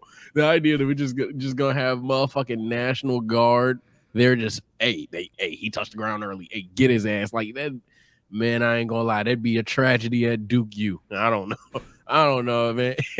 How can we use AI? Real quickly. I know the answer. I know the answer. All right, so you got the little jumbotron up top. Oh no! Let them storm the court, and as soon as like people are fouled on the court or whatever, boom, a big net comes down, and it just traps everybody under this big weighted net. What in the Team Rocket? And big weighted net? What? Yeah, big weighted net. You might catch a couple players the first couple times, but soon after, you'll get to a point where this doesn't even matter. I think a basketball court should be just like an ice hockey rink, like for ice hockey games. Just a big ass wall of glass. No more courtside seats, bro. Just LeBron. That'd be crazy. I ain't gonna lie. That's gonna be crazy. That would be insane. How can you storm the court, bro? What you gonna do? Why is it that? And somebody will really have to explain this to me. Why is it that people stop the court storming tradition in the professional leagues? Like, why can't we storm the court in the pros, for real? More crazy people, more malicious people. You know what I'm saying? At the school, everybody just having fun. More grown people that got everybody shit to rooting do. for you people. But like you allow a 40-year-old weirdo that, hey, for 15 years he's been beating the shit out of my Celtics. He got some hate in his heart. Hey, you don't let him on the court, bro. Just don't let that old ass man on the court, bro. I feel like it's just more dangerous on a pro level to have a bunch of copious random people storming the court. Who knows what could happen? And players are a lot more unhinged. These are grown men who are doing whatever they're doing. I just feel like that's a way more dangerous situation. They used to storm it though. And then what stopped it? Even before the 80s. I mean, definitely before the 80s. Back when Red Auerbach was smoking cigarettes cigars when they won. People, it's crazy. Smoking cigars on the court, man. They just stormed the court. Havlicek stole the ball. There's a bunch of goddamn fans on the court. Yeah. He's dead. Give me a hug. What the fuck? I don't even understand why. Everyone at Bill Russell Championship, they stormed the court, and I feel like that would give me so much anxiety. I ain't gonna lie. Whoa! I'd lose on purpose. That ass. If y'all are in the Richard Jefferson defended court storming. Wow. Oh, why the fans deserve it? Oh, we gotta hear this. Oh no, you a dick, nigga. Went to a not friend of the pod anymore. That is not friend of the pod. That is just so entire. Oh my god. Hold on, we gotta pull up RJ. Fans already get carried away with being entitled, and he was against a lot of hands fans on your knees, head ass. That's got to be the dumbest thing I've ever heard in my entire. Did he say detain 10,000 people? Did he say 10,000 people citations? Me and Becky were talking before this because I asked the Hall of Famer Becky Hammond. So what do you think? She goes, if you don't make stupid rules, you don't have to enforce them. And that is silly. First of all, I get it. As an Arizona player, Duke players, typically the really good teams, I've had the court stormed on me 4 or 5 times. It's a part of it. It sucks. You don't want to see this. There has been things that have happened, but this is about college basketball. This is about college football. To say something, and I love Jay Billis, a legend in this game. That is asinine to suggest that. Because for me, when you look at this, yes, get your players on the floor. We saw the situation with Caitlin Clark. However you feel, left or right about that, was it a little bit of a flop? Was it a little bit of an embellishment? I get it. But this is a part of college sports. It always has been. For what, 40 years, 50 years? You know what? Even in football, you're going to stop all the people from running on the field when Alabama loses to Florida A&M? Yes. No, you're not going to stop it. So figure out a way to protect your players. And again, we're talking about one situation, two situations over the course of how many court stormings. We get it. But let's not get old and get off my lawn, get a citation, let's arrest them all. That's literally RJ right now. Do we know what we're talking about when we say these things? Like, come on. To me, if you paid your tuition, why is his shirt unbuttoned? Wait, okay, let me finish. and you go and support your team and they're an underdog against a high-level Arizona, Duke, North Carolina, Kansas, Kentucky, and you get the win, look, you deserve to storm the court. That's my opinion. Let's not arrest or give citations to 10,000 people. What are you talking about? His response was terrible, dog. Who said that? Cam Newton, or was that JJ Redick? Yo, stop responding to everything else but the shits, man. Okay, just stop, please. Tell me what you think about court storming. Stop. It also, he did towards the end. That was a lie. One or two incidents in the history of court stormings? No, bruh. These two incidents this season aren't the only ones that even happened this season, let alone in the history of court storming. And if he feels this way, I needed somebody to give him pushback. They did it in the NBA, and it was a long thing it was a thing that they did for a long time. Why did they stop? If you feel like, they pay their tuition, why, when you pay for a ticket, $800, $900, $1,200 ticket to see the NBA Finals, why don't they deserve to storm the court? Facts. They was trying to in 2013. Looking back, man, didn't they have like the ropes before like Ray Allen hit the three? Yeah. So they try. Find a way Just to put ropes up. Apparently, that's all you need. Get ropes. Just draw a line like a fucking What is ski bear. this? Draw a circle. What does stop you from like? Why do y'all respect like barriers in public? You know, the little rope thing that they pull out and clip at the end, or just the little velvet ropes. Why do y'all respect that? Is it really like cautious tape? Oh, like going through Cautious TSA tape type shit happening. when there's no one there? Does the rope really like stop y'all for real? It's a psychology. I'm not gonna lie. The rope don't stop me. The perception of me being the only person defying society, going through it like that, I'm just not, I'm too normal. I'm sorry. I'm not that. At I 6 might be a a.m. I'm not character. doing that, bro. Yeah, I'm not that much of a character, man. I'm not that much of an individual. That's some Dennis Rodman shit. I feel like that's what Dennis Rodman does every time he see those ropes. He just put your cart back. You put your cart back at the grocery store every time. There's one thing that got proven in Texas. I'm very law-abiding and calm, cool, collected until it's time. Hey, I got shit to do. When Damo went at that pod and he said, "Yo, I'm here. I'm in the line." I said, "Oh, okay." Hey, nah, Damo was there 5 minutes, and that's all I'm gonna say. Y'all can think whatever y'all want. Damo was there 5 minutes, bro. Fuck So that. good. We were sitting there. We do got a panel, right? Yeah. Yeah, we got a panel. Can we go? We got a panel? Go ahead. Skip Yeah, everybody. one jump was mad as shit. I was like, chill. Come see us. Chill. Nah, she was mad because she got hit with my luggage. That's what it was. Oh, you hit her? Big ass luggage, like through a crowd of people. Like, yeah, that's what it was. Yeah, I feel like specifically people that stop at crosswalks, those are people I can't trust. I can't say online necessarily if I When it's clear, like you can't. Oh, you said crosswalk? Yeah, that's what I'm saying. No, I'm saying, who cares about jaywalking? Yeah, I'm talking about when it's clear. Well, hey, Okay, man, I'm about to say, my bad. I ain't walking in front of traffic. Like, fuck. No. If a car is coming, fine. But I'm talking about the times where it's like, all right, we can clearly walk across the street right now. Like, you could. Man, no, I'm not that green.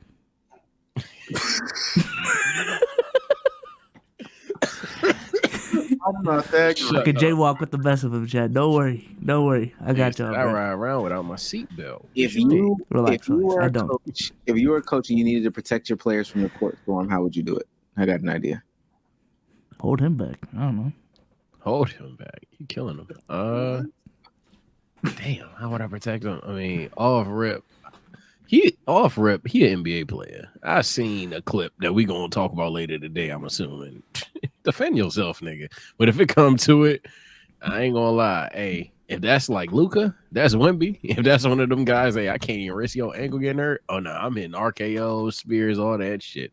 I'm taking a bullet. Hey, watch out, man. We got shit to do.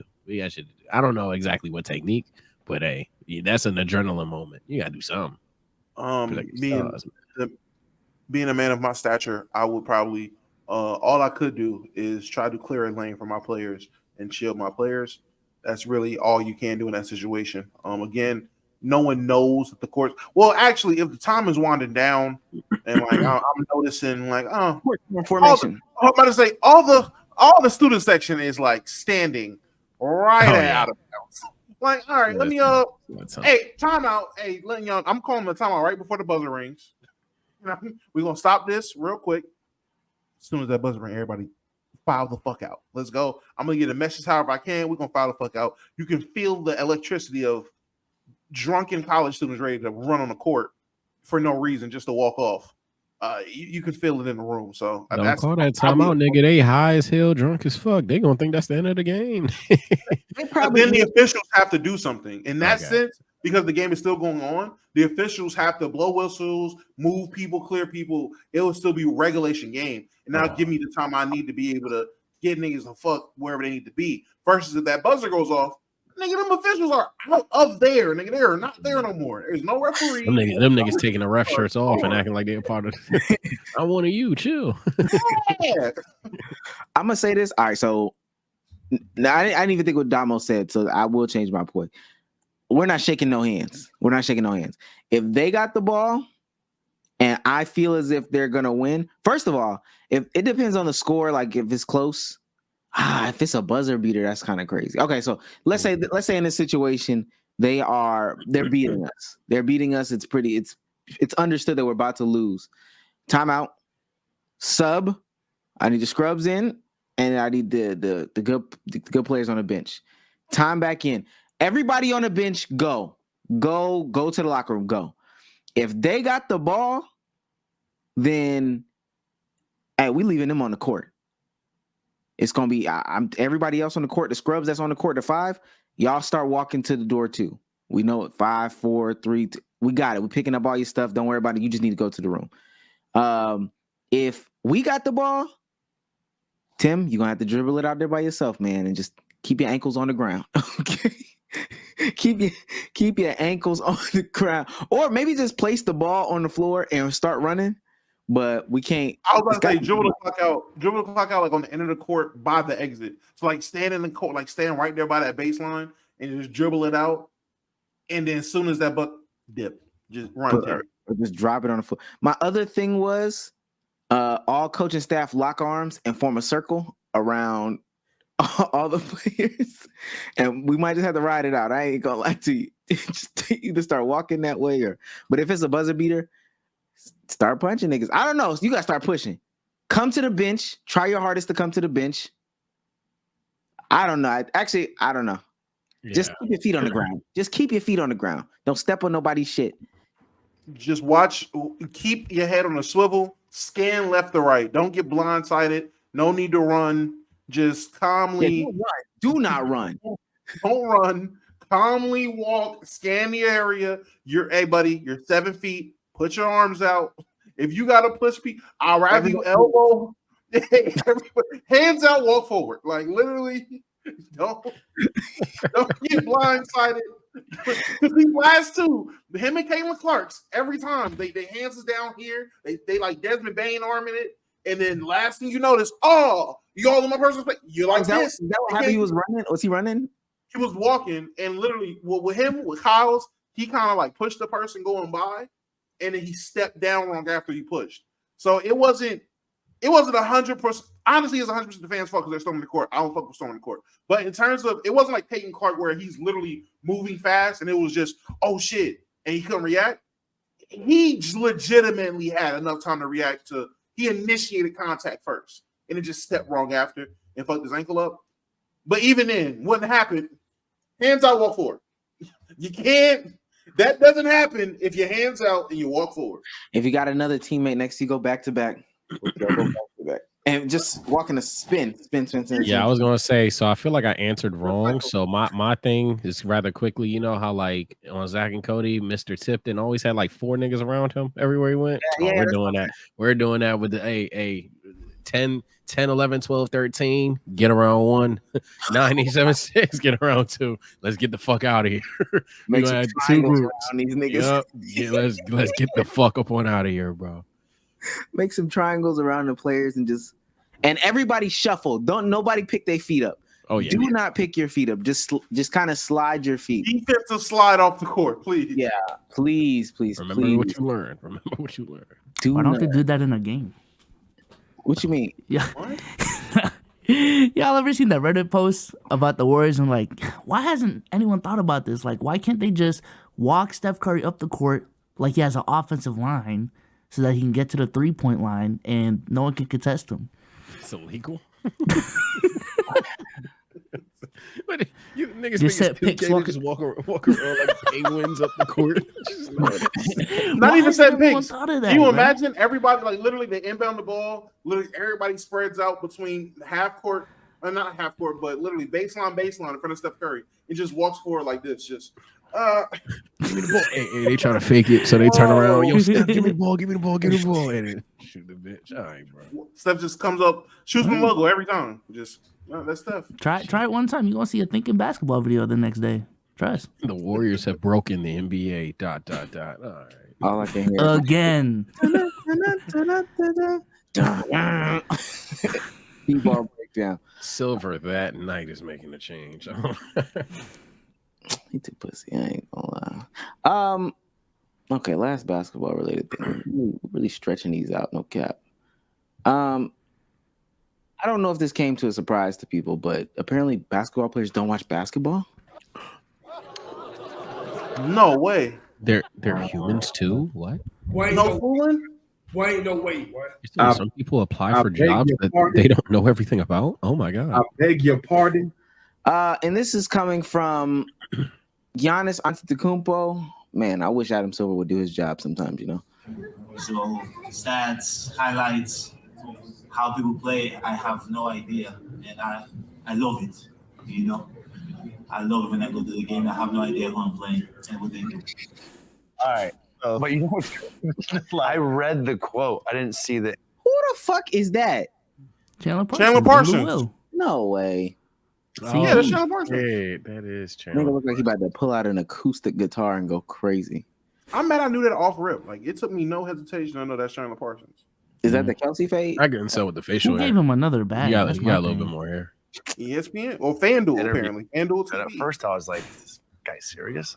But now you think it's funny. One, he's lying. Clearly, he's joking after seeing the interview. He's trolling. He's just not a good joker. But it's also not very funny because you have lost in the postseason. You haven't won a championship. Exactly. So it is weird to make jokes that kind of have some truth. Lou's like, wait a minute. This quote alone, take away all the accolades, everything that we know about Giannis.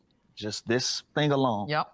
And we want to blame Doc Rivers for everything. That's fair. Like you can't say what? No. At the same time of Doc Rivers, you can't go out as the that is the not leader where I of the thought troops this and would say, go. Oh, I like to come into games Agenda unprepared. pushing hasn't stopped, bro. I don't know who Which is a Joking lot, or not, which it's not funny because you have lost in the postseason. You haven't won anything. Which is a Besides story by the Besides the fucking title. I say what? Giannis hasn't won anything. What? Oh, bro. way because if you guys don't know how preparing for a game work, you have scout teams, you have dummy teams, you go through the team's plays the day before. If you have a couple days of practice, you're going through everything they're doing. Yeah. So does he watch basketball?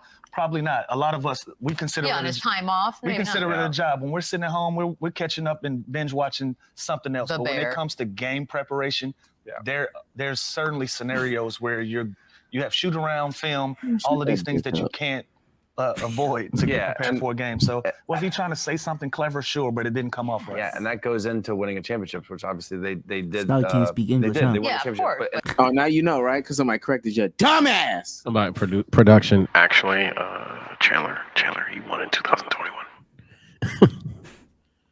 Oh yeah, but stop. He's never won anything. But Besides that time he won 2 years ago or 3 years besides ago. the championship and the MVP and Talk about not watching basketball. Am I right, chat? Come on. Come on. So, I mean, how do y'all Yeah, I just Chandler Parsons is an idiot. How do y'all feel about Chandler Parsons spoke to me today. What do you mean how I feel? how do y'all feel about players not watching basketball? And because I mean, like Lou Will says, true. How do y'all feel about it? Do you feel like it affects the game? You know. Oh shit! I completely faded it wrong. Oops. But how do I? Okay, wow. This is not cooking. There we go. How do I feel about players not necessarily watching basketball games? I mean, that's definitely something that's happened. We had Roy Hibbert come up here and confirm that when I asked him that. I want to say, or one of us did. On top of that, logically speaking, Chad, I'm sorry to tell you, but if you think every person that applies to every job that they do either A, likes the job, like loves their job, or B, knows everything about it, that's delusional. So the idea that some of these guys aren't paying attention in film, I mean, duh. And it probably showcases on the court who's not paying attention in film or who's not even watching games outside of their own game plans and practices. So I'm not surprised. Now, in terms of Giannis, he's obviously fucking joking. He's obviously joking, and if he's not, damn, he's really fucking good to not watch basketball and be that good. He needs to start watching basketball.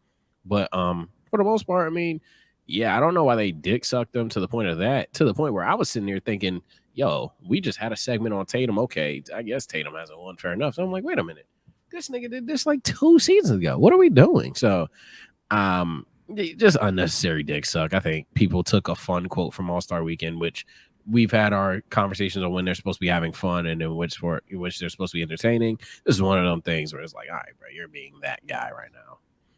I think he was joking, but I just joke, I guess. Like the delivery was off.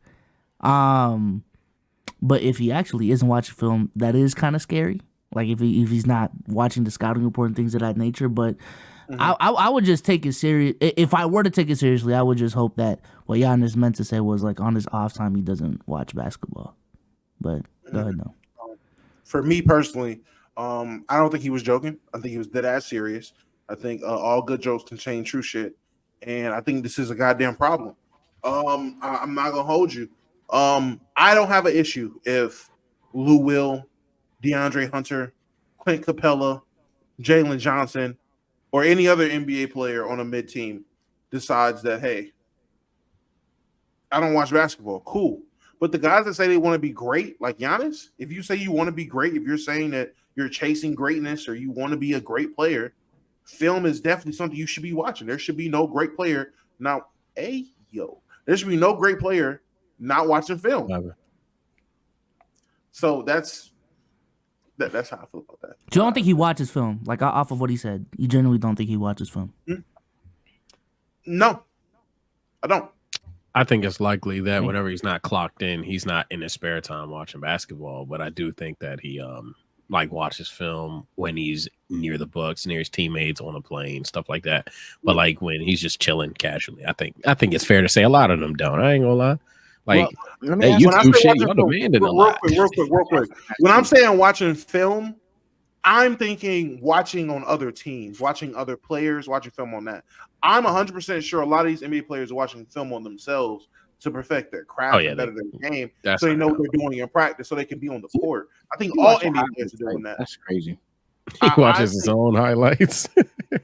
I think that's all NBA players, guys that are playing reliable minutes or playing heavy minutes in an NBA game. They're all watching film of themselves or their team. That 100%.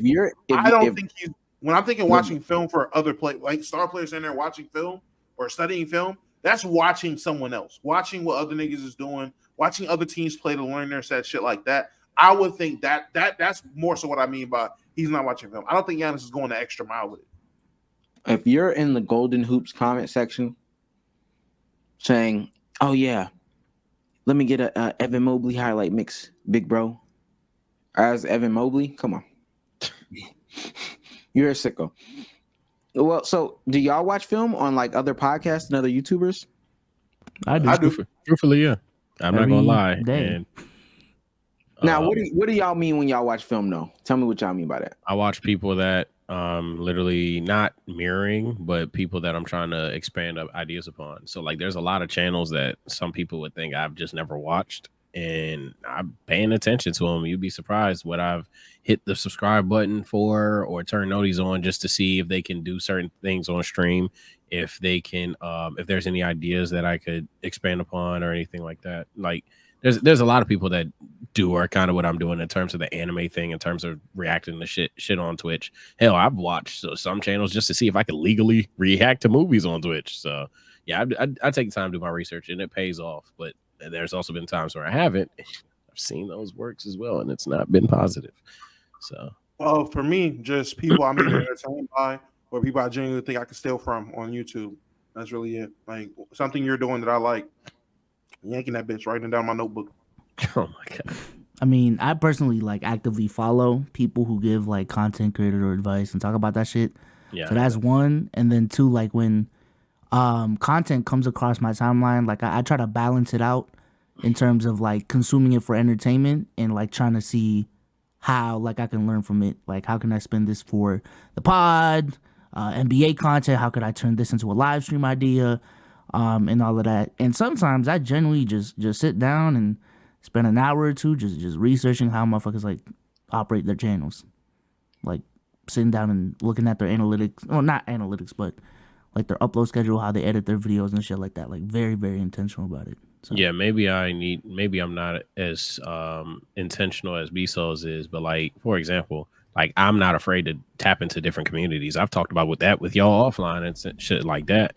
I ain't gonna lie, I'll tap into communities again where none of y'all think I have any business watching these motherfuckers. Like I'll watch a motherfucker who plays Overwatch to learn how to upload an anime video based on concepts and shit like that. So it depends what's going on. By the way, Overwatch is a horde game.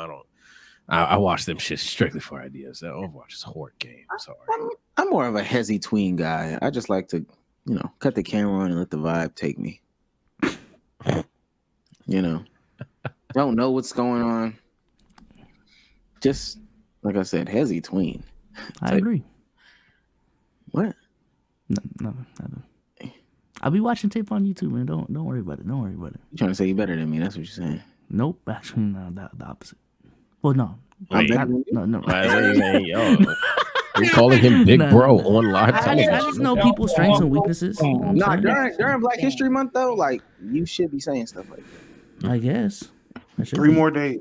Wait, so what's your critique? Like, what you saying? You saying I should study more?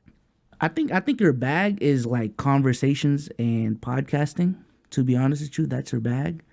But like when I watch your offline planned out scripted shit, it just doesn't come off as natural. You know what I'm saying? You trying to cut? It just doesn't. I wouldn't tolerate that disrespect. Wait, so what's the negative on my scouting report? You take like 7 days to clip shit up, bro. Like that's crazy. Here we go. It's the negative, my bad. Hey man, fuck it. So's over here hurting everybody. Do me. My turn. Pause if needed. Shit, you got someone else doing your thumbnails, so I can't really say that anymore. But it used to be the thumbnails. Man. So Sage is perfect right now. 10 out of 10. Yeah, you bounced by them buddy from last time. I ain't gonna lie to you. I haven't studied your tape recently, man. I haven't, I'm just not entertaining enough. That's what it is. We got him. Wait, what? Because you said you haven't studied my tape recently. Not appealing. Need to be appealing.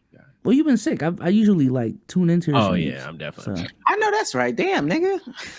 My girlfriend was gone this whole weekend. I don't got shit. I should to watch. Chill. I had to spend time I'm saying, bro. Yeah, what the? Am I getting Go bullied? live. My nose hurts. Stream from the bed. You act like you can't stream from the bed. Stream out of one nostril. Nah, I know somebody that streams off their phone. Sicko. But I respect it. That's what you should. Oh, I got it. Specifically when we're recording short form content, you be too long winded still, man. It's cool, bro. It's what makes you, but I'm always too. I ain't gonna lie. That's fair. I just don't like being misunderstood, but them comments piss me off. But fair enough. Get the take out. Let it be bad. Bruh, niggas be just thinking on like. I hate when people question my intellect to like the dumbest degree. If you think you're smarter than me, go for it, bro. I hate when people think I'm real dumb. All right, bro. You shouldn't even take. I'm bad at off the cuff debating. So you shouldn't even take short form content comments seriously, because they'll just start talking about whatever. True. I would take the long form. That's a little bit serious, but short form, fuck out. Yeah, I'd be in my shorts comments less. Then again, I'd be in like every shorts comments left, because even keep it above shorts outside of the ones that we had nice reads on, totally not scripted. No, those were fun. No, that was definitely that comment section. Those were funny comments. I ain't gonna lie. What else y'all got, man? What else y'all got? It's our time to shine type shit. Well, does anyone got a scouting report on solos? I mean, I know my weaknesses. They said stop talking about basketball. I literally I had a conversation with somebody. They said you can't go 5 seconds without talking about basketball, and that shit is. Oh, I thought you meant like I should stop talking about basketball. Oh yeah. I'm about to.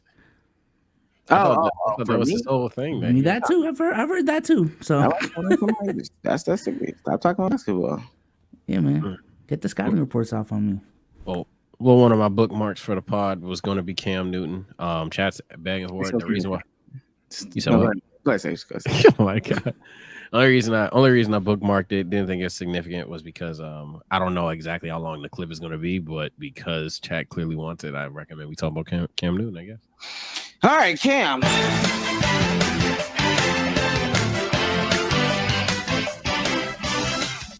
Duke's birthday. No, Yo, talk about Duke. We had a segment about Duke's birthday. Meet Riders of the Year. What has Duke Dennis done for the black community? All right, bro. Cam Newton, friend of the show, family of the show, friend and family of the show. He has his youth football camps all the time. And this past weekend, warmer weather in Atlanta. I'm assuming he's in Atlanta. I really actually don't even know where he's hosting these. But warmer weekend, and he hosted one and ran into a lot of shenanigans with a specific coach from another team. This is the coach from the team first. Hey, Joe. Hey, man, I'm going to say it. They can't hide the film now. You know what I'm saying? That 3 times. You know what I'm saying? Y'all not throwing that Atlanta hero quarterback. Just cannot beat me. Can't be for Hey, John. Can't beat me is fighting words. Where I'm from. Nah, I know you're talking about football, but can't beat me?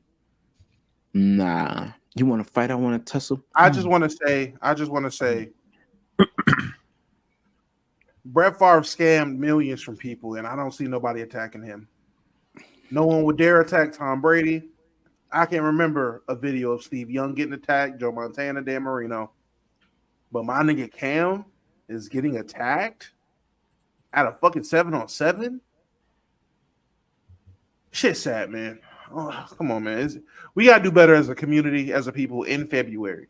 Like, Cam already defeated the NFL. He already defeated the NFL media trying to come for him when he ended up being right at the end of the day.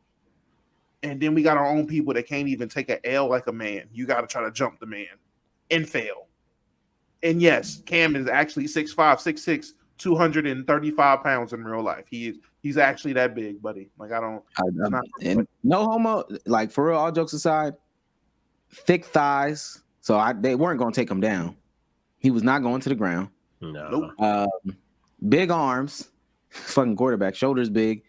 That was silly. Why did they fight him again? I'm so confused. To either be the niggas that beat up Cam Newton. No, they were there. I think they were the other coaches for whatever 7-on-7 thing he was doing, and I guess their team lost or something like that. Because him saying that at non-throw quarterback, that was him talking trash beforehand. I was one of the people that ran up on him. That was him talking trash beforehand. So I'm guessing there was a game that was supposed to be played, and I'm assuming that they lost. I don't know. I wouldn't think y'all were trying to jump Cam Newton if y'all won. That is just insane. That's criminal. We beat you on the field, and we're gonna beat you off it, bitch. Nah. Me personally, I mean, look, bro. We've had several conversations about just knowing who you are, right? I ain't gonna lie, and Donald brings up a good point of why I had to be Cam, but I want to stay on my point here. Look, bro, them niggas, when I watched that film, they didn't even want to fucking scrap that nigga. It was just about getting him to the ground and then potentially stomping him out. But the whole plan is flawed. I'm sorry to tell you, this nigga practiced with Luke Kuechly or Kuechly. It's pretty sure it's Kuechly. The niggas played S tier of S tier middle linebackers time in and time out, let alone edge rushers. You thought yo ass at 5'9", 1 something was bringing that nigga down? Are we serious? That's nothing more than a corner blitz to this nigga. But like, I'm not gonna lie, like that, you are in that nigga's field. You are literally adjusting to his field there. So when I seen that nobody was about like really like squaring up and trying to blocks with him, they were just trying to take him down. I was like, yeah. So they're not gonna take him down because that's like the last thing you want to do with a fucking NFL athlete, especially the stature of a guy like Cam Newton, who is also not even just a typical quarterback in the NFL, which is beating up most niggas on this planet. But he's fucking Cam Newton, the same guy that was jumping over and Heisman stiff arming these said linebackers that I'm naming. Like he would put your favorite defender's face in the dirt. So I don't know why. I don't know why they did this. It wasn't a well thought out plan. But niggas be hating, niggas be angry. So I'm not surprised that it happened. Niggas ain't think that through at all. That was embarrassing. Y'all remember when this picture came out? And before this picture, people were like, "Oh yeah, Brittany Renner, crazy thickies, thickums, yummy thicky." And then she stood next to Meg Thee Stallion. That was so OD, bro. No, but that's what people were saying. Yummy thicky. She's crazy thick. She's super thick. And then she stood next to Meg, and Meg made her look like a high school kid. I just want to also share. This is him standing next to Bill Belichick, and Bill Belichick is 5'11". That's what I'm saying, bro. Like, so taller than the average man for sure. It wasn't smart. It just was not. I just don't understand. And again, if you're a 7-on-7 coach and these worlds are smaller, like why would you feel the need to disrupt one of the organizers of said events? One of the funders of said events, somebody who brings positivity to the community. And somebody noted this, and don't want to get too deep into politics and race this episode. Every year we see a clip of Cam Newton at his camp, and it's a kid talking to him reckless. It's a coach talking to him reckless. It's a parent talking to him reckless every single year. And the first couple of years, it might have been funny because there's been times on his podcast where Cam has been like, "Oh yeah, I met little bruh," and then we just joke and laugh like that, da. But that might have happened like one time, maybe 2 times, right? That's not been the case every single time. But yet again, year in and year out, it's something. It's somebody. I don't know why they keep trying him. Hopefully this is like why you shouldn't try me. Reason number 99, because I am 6'5", I am 250, and I am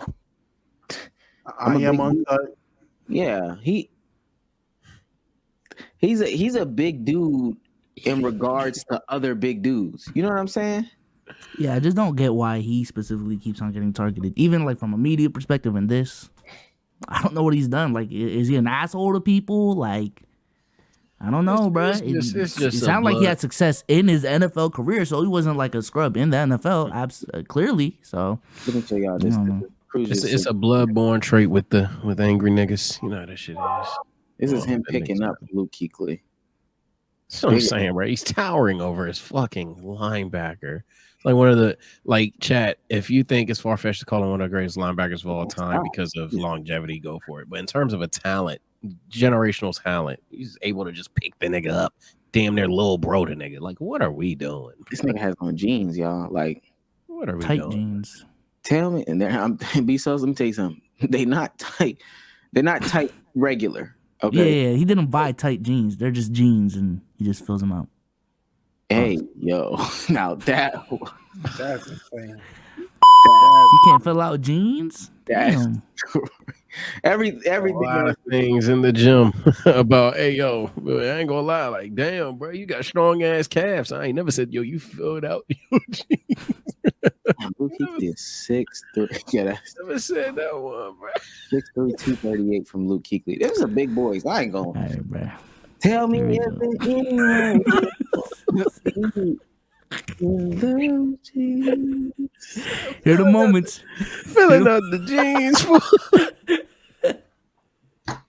Nah, dog. I ain't gonna let that sound like a T-Pain lyric, nigga. He said she filling out the jeans. All right, bro. Go ahead. Bro, what? Those regular pants. They regular pants. He just fills them out. Like, Fill them out. I finished his sentence. He was trying to say that, bro. That's not what I was saying. What were you trying to say? I was just gonna say those are regular pants, and then that's what Cam Newton looks like in regular pants. Yeah, I just said this. That's what I said. I'm not gonna remark on if he fills them out or he fills you in or what. I don't know anything about that. Oh. All right, bro. Just look, my no hands in the jeans. All right, bro. Let me stop.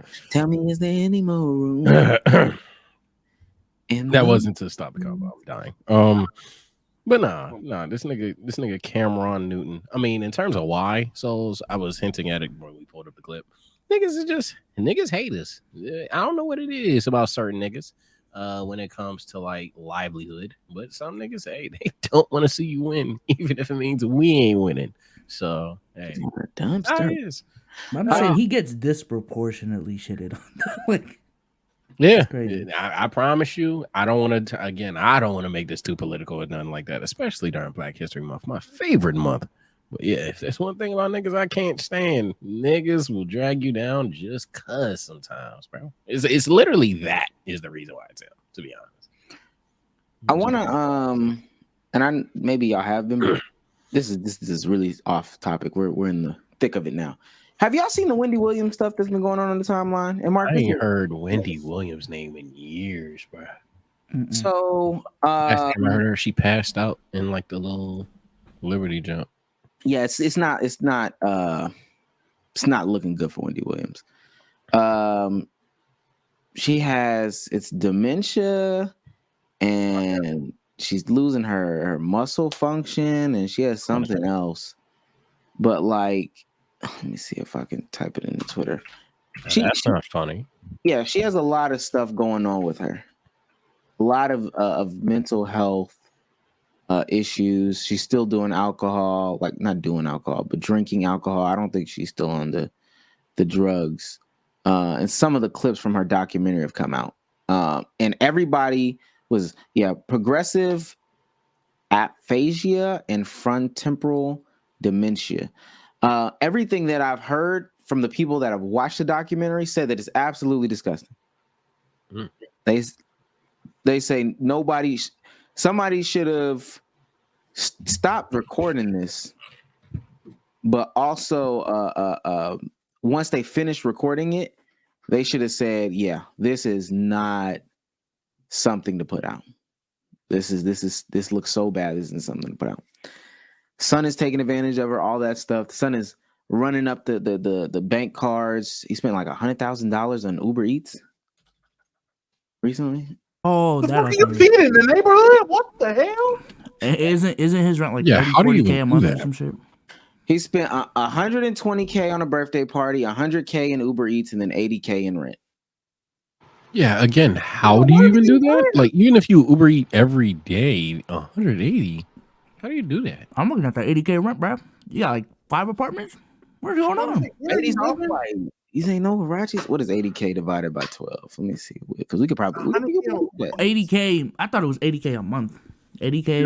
No. 6,000 divided by 6,000. That's not crazy. In New York, that's not. That's not crazy. That's not crazy. I thought it was so what? 100K this year in Uber Eats, not a month. Yeah, something like that. No, not in a month. Okay, I'm gonna say, nigga, you gotta order roof Chris 3 times a day and get everything every day. That's wild. Apparently, that's low. Well, yeah. That dating conversation we had, that was crazy. And so they froze her accounts. My question to y'all is, and it's because people talk about her past, and the stuff that she said and the stuff that, the people that she's done wrong or the people that she's harmed or the relationships that she's broken up, because of the type of person that Wendy Williams is and her content that she makes. Are people justified in making fun of her? How far does this go before, people say, all right, this is enough. We can chill out on her. She's going through too much. Or again, because the content she made, are you justified in making fun of her? You'd have to prove to me that she's essentially a villainous person. But that's pretty much what it comes down to. If she's like objectively, not in terms of like what biases that I personally believe in, but like objectively, like, all right, bro. You know how like peds are objectively bad people to majority. If it's some shit like that, then all right, well, yeah, fuck it, say whatever, because 6 feet under the jail type shit. But if she's just a person that's been controversial over her career, nah, I mean, I don't want to see nobody, you know what I'm saying, just like, what was it, dementia that you mentioned earlier? Well, she looks. I implore y'all. Looking ill. I don't want to see that. I'm not gonna put it on here.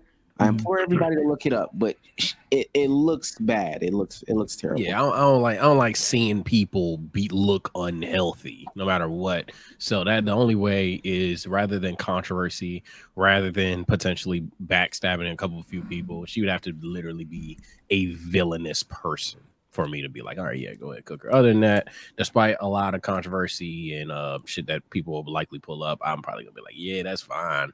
She don't need to literally look like she's rotting though. So. I remember a couple years ago when I noticed that she looked kind of out of it or looked bad, and I wasn't sure what it was. I knew it was something.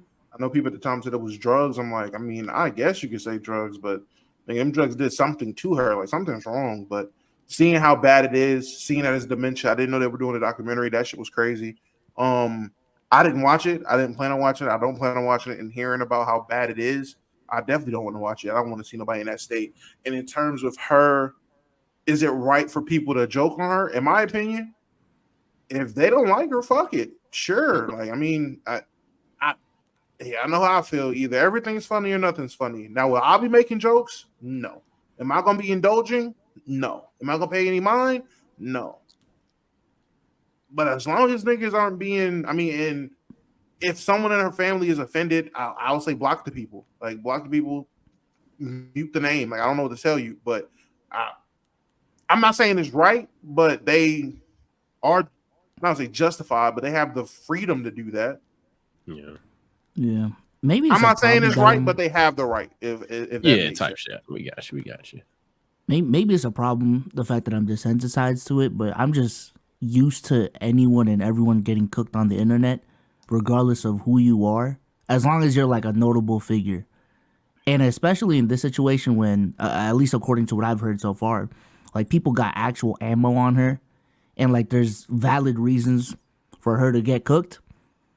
I mean, get cooked. I don't know, bro. Like that sounds crazy the way I said it, but it's not like she's, again, especially with the fact that there are arguments against her, like it's not like she's exempt from that, you know? So yeah. And she's done some crazy stuff. I've heard. I don't know. I've definitely heard. She's definitely done some crazy stuff. She's definitely said some crazy stuff. I'm remembering a couple of playback videos right now, low key. Y'all did playback videos about her? Like one or two. Oh wow. But she's done and said some crazy stuff. But I just don't know what it does for specifically Randeezy's on the internet to say something to her about her. I have no clue. I really just have no clue what it does for them. Maybe for the people that are affected, you know, maybe for the people who lived it, maybe for the people who, you know, their families or brothers were the ones that were talked about. But for you getting on the internet that has nothing to do with it, wasn't even really around for that time or wasn't watching, it's like, yeah, I'm glad her ass got dementia. She deserves that shit. And I hope her son takes her money. Yeah. And I hope she loses her ear next. Like, that shit just seems super weird to me. Yeah, that's super weird for anyone. So, wait, let me see if I can play it because I got it right here. Where I'm watching playback's video. Yo, Agent's camera used to look so much better back in the day. I don't know what this is.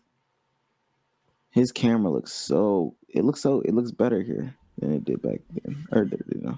Oh, the nigga who hits the applause. Damn, that shit is. Shit clean. I guess. I don't know what we're There clapping. you go. They didn't want the applause button when they asked who Swayze was. No. Well, as my son Kevin would say, no one uses Instagram anymore. What? And as far as TikTok, I don't use that at all. I don't know what that is. I don't want to be involved. So here he is.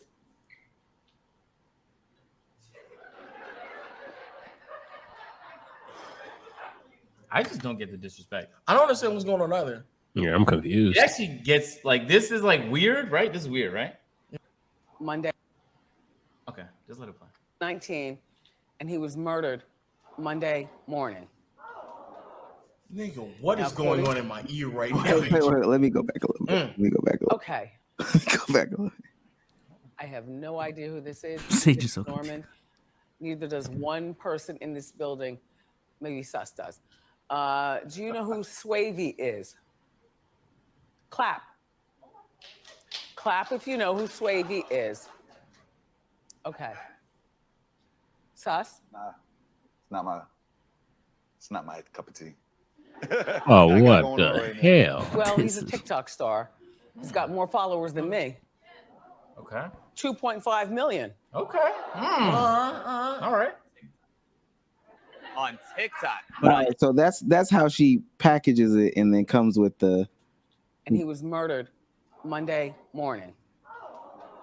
Nigga, what is going on in my ear right now?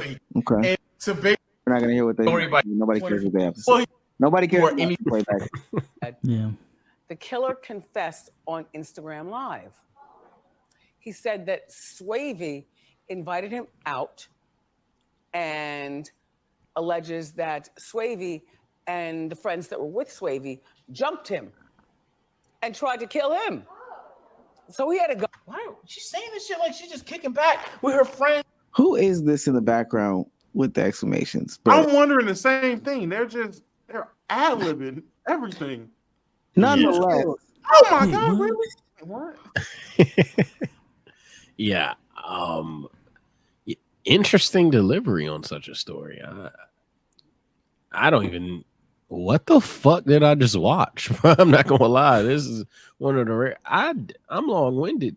They ain't no air on this one. What the fuck did I just watch? I think she was minimizing the death just because like no one knows about the dude. I think. Yeah. I forgot the premise of the video. Yeah, was it like a weird way to say TikTok doesn't matter, or you just not like Buddy? Like, You got more followers than me. Ooh, yeah, more what? followers than me on TikTok. On TikTok.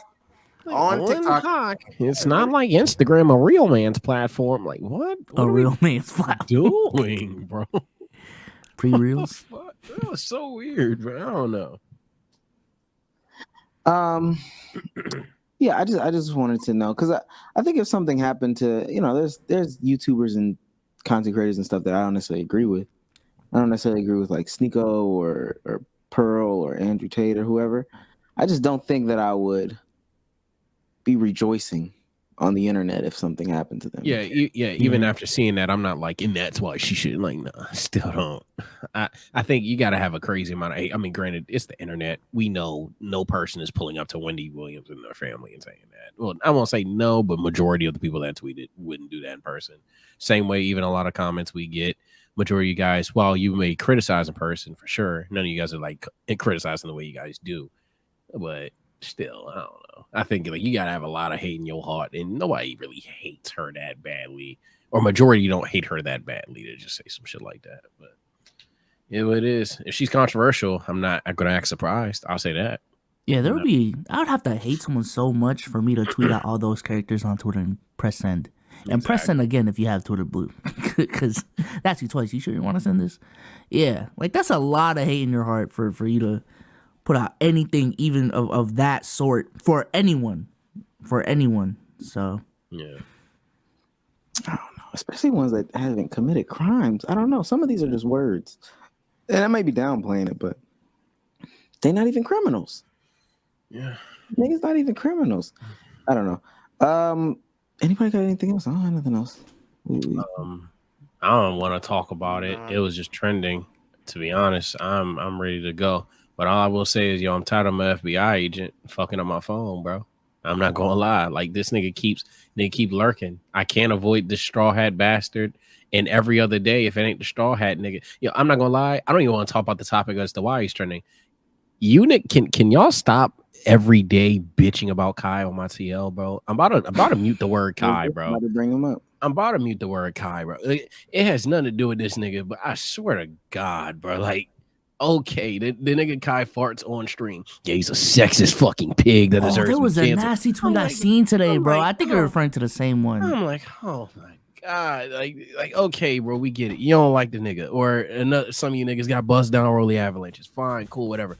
Please shut the fuck up, bro. Let that nigga live, bro. I'm tired of seeing a clip of that nigga do some normal ass shit. Not even on some childish shit. You just do some normal shit, and then someone will quote it with some crazy label, and it'll pop off, and then my whole TL is about the discourse between that. I'm like, oh my God, I do not care. Please. Someone brought up like Kai's friend and the whole like R-word situation, and was like, "This is the guy y'all defending today." Like, God damn, just because I seen him a transphobe, I seen that. I'm saying all these. Oh, you can watch that 8-minute video. I'm like, what the fuck are we doing? Oh, I haven't seen that one. Man, it's the nastiest agendas push right now. Because you wanted to do a 20v1? God damn. Nah, that one, I ain't gonna lie. Somebody made the Cenat is transphobic video like a year ago or some shit like that. And it was like some really reachy clips. Like Aiden and Kai were doing, I don't even know if it was an E-date or whatever. They were doing like an E-date, and then one of the women was trans, and like they started giggling for a minute, and then the dude was like, "See, that right there, what's funny?" It's like, oh my God. That's the phobe right there. That's the transphobia. And so then like they kick, like I think they kick her off, or she gets kicked off or something like that. And so then Kai's like, no, bring him back, bring him back, bring back, bring him back.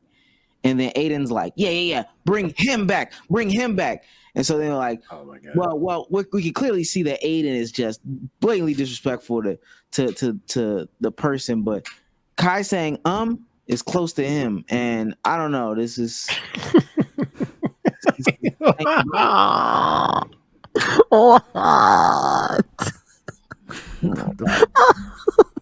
Oh my God, my head. I'm about to say Aiden definitely sound like at that point cooking. What, bring him back real quick? Sound like, oh man, you know what? You gotta start gatekeeping, man. It's because I don't want to seem like I'm a KC3 mafia, whatever this shit is, gawker. Because I'm not. The nigga ain't perfect. Hell, about the discourse that was trending, if we gotta dive into it, that nigga petty as hell. Hall of Fame pettiness. Now I'm a petty nigga. I know petty when I see it. That was petty as fuck to pay bro, but then I heard, but he brother in there, so you know, like what's up? And Instagram, it was petty, but God, I'm tired of seeing this nigga on my TL and it not just be content. All right, if it's just content, I ain't hating. I'm gonna scroll past it. But it is what it is. I'm just tired of seeing y'all argue about Buddy shouldn't exist. I'm tired. How'd y'all feel about the woman asking for compensation to be on the stream? You know what I'm talking about? Yeah, I know what you're talking about. Let me lay it out. Go ahead, Nomo. You start. So the woman in the Omalay concert video who went up there and twerked on stage and did a bunch of other stuff besides twerking on stage. Kai found her and asked her to be on his stream. She responded back and said, "Hey, I would be okay with being on your stream. I'd love to be on your stream. Can we talk compensation?" And Kai was like, I'm not paying you on. And so then people on the internet started going, up on her and stuff like that. How do y'all feel about this situation? Let me just say, because I've talked about this shit a shit ton, and I've heard a ton of discourse about it. I just want to preface myself. I don't think it was wrong for her to ask to be paid, and I don't think it was wrong for Kai to say, hell nah. I think they are both entitled to both of those things. I personally think she fumbled by not going on to the show or going on to the stream, but I do understand why she wouldn't want to go on the stream. I totally get that. Yeah. I think the reality is like when you see collaborations on the timeline, like for example, like when Jinxie did a 20v1 with Sketch, I would be genuinely surprised if Jinxie paid Sketch. Like that was just friends collabing, making content together. On the flip side, and especially with Gilbert Arenas going on his live stream and exposing how the back end of Gil's Arena and how that actually works. In some instances, motherfuckers actually do get paid to be a guest on certain platforms. And even, you know, with us over here at Let's Keep It Buck, there have been certain guests that gave us a rate. Yo, you want us on? You want me on? Here's my rate. Who's that? Nah, I know who you're talking about. Yeah, There's you know. one. There's You one. know. We didn't do the pod with him. Yeah, we didn't do it with him, obviously, but you don't remember Omar? You the one that found him? I remember the time. Oh yeah. Okay. Yeah. No, that's not. You act like that was a secret. Yeah. Hey, did I tell you how much Davis tried to get him? Did I tell you his up rate? I was higher. Hell yeah, his shit is crazy now. Let me find it. His up rate. What did he tell Davis? He told Davis, I require $3K for a virtual podcast interview and $5K for in studio. Remember, he told us 1.5K. You doubled it. No, but that's what I'm saying. Like these transactions for people hopping on people's streams are normal. So like what Damo said, like I personally think she has all the right to ask for compensation, and Kai has the right to refuse it. I don't want to pay you. I don't know you, bro. And he also has the right to be petty. So I don't know. It sounds like business people doing business to me. Like at the end of the day, like it wasn't really anything personal. It seemed like business. Kai was trying to make content out of it, you know, on stream because she responded on stream, but it seemed like normal business to me. Chat is in a conundrum trying to guess who it is. It's funny. At this point, I'm not going to tell them. It's not a secret, but at this point, it's funny. For me, if I wanted likes on Twitter, I just have to call them sexist. I just had to call them sexist, tell them this is why you don't deserve a platform and ball up. Reality, I mean, not to echo what you guys said. Yeah, she wants compensation. That's honestly fair, especially when the whole goal of that was her to either have to explain herself, debate, or just get dunked on regardless. So I'll even go as far as to say she was gonna have to fight a fight. A bunch of whether you think they kids, grown men, old niggas, and anything in between, just spamming that she's a thot, she a bitch, unloyal, all that shit. She just had to deal with that shit. Not everybody cut off with the shit, and I don't want to lose track of reality or anything like that. She could be a fucking nurse. She may have no interest in the Instagram blowing up or shit blowing the fuck up. So for all I fucking know, yeah. Now, what I will say is, me personally, I don't think that's the case considering how she got up on that motherfucking stage. But that's neither here or there. Me personally, though, I will say that if she asked for when she asked for compensation, to make that public in terms of like whatever, I feel like they could have handled that a little bit more maturely. To be like, yeah, we just need to talk in terms of if I'm gonna get paid or something like that. But just coming out there and just blatantly saying compensation like that, like I feel like maybe she didn't know she was on stream. Maybe she didn't know she was on stream. I'm about to say, yeah, maybe she didn't know she was on stream. So yeah, honestly, never mind. Fuck that point. If she didn't know she was on stream, she didn't know she was on stream. But yeah, so in all honestly, she has every right to say compensation. However, where I think Twitter loses their honesty is Kai has more than 1,000 rights to say no, especially from his perspective of what he provides for a person, even if they don't necessarily want it. Like the dude, what's his name? Omale? Something like that? Mm-hmm. Or is that the celebrity? I don't fucking know. That's the celebrity, yeah. But the Omale dude, which people calling him, he has like 30K on Instagram now. Allegedly, according to Kai himself, has opportunities and shit. And hell, he got a stream, got paid out of pettiness. I'll take $20,000 petty dollars all fucking day. Maybe she was gonna get paid afterwards or anything like that. Or like if she was getting cooked, I would be like, here you go, bro, because this is crazy. Whatever the case may be, I feel like if I were her, me personally, I would do it. But I think it's just a mutual thing where they didn't want to do it. I don't know why people are labeling either of them for not seeing eye to eye. To be honest. Yeah, I don't want to retweet that. I don't want to retweet that first point about, because we all agree that both of them have a right to do, et cetera, et cetera. My only thing is, I personally don't think the risk versus reward, the risk of giving people more content for free to get bashed and to get, criticized and ridiculed and X, Y, and Z is worth going on there for the free and just hoping for the potential that somebody comes and gives you something. I think he got opportunities for different reasons. It was out of pity, to be honest with you. It was just out of straight pity. I don't even know what business opportunities mean. I no longer listen or trust anything anybody says on the internet at all. So I'm just at that stance. Business opportunities, the nigga might have got a raise at his job. Like I don't know what that means. Or somebody could have offered him to be on or do a podcast or be on a podcast. You just on somebody else's shit blowing they shit up. I hate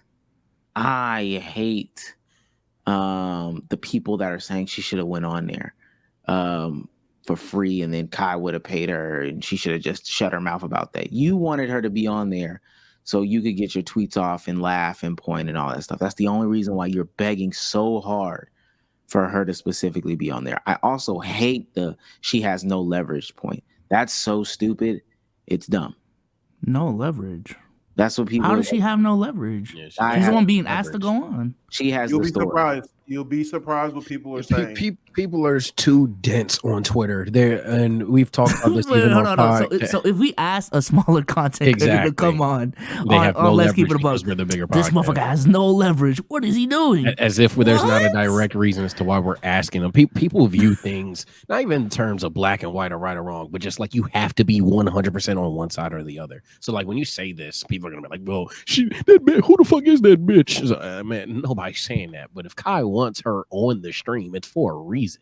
Kai doesn't just offer a Chatter 246 a chance on the stream unless there's a specific reason. What are we doing? Yeah, I would just expect somebody who trades their time for money at a job like a regular person does, to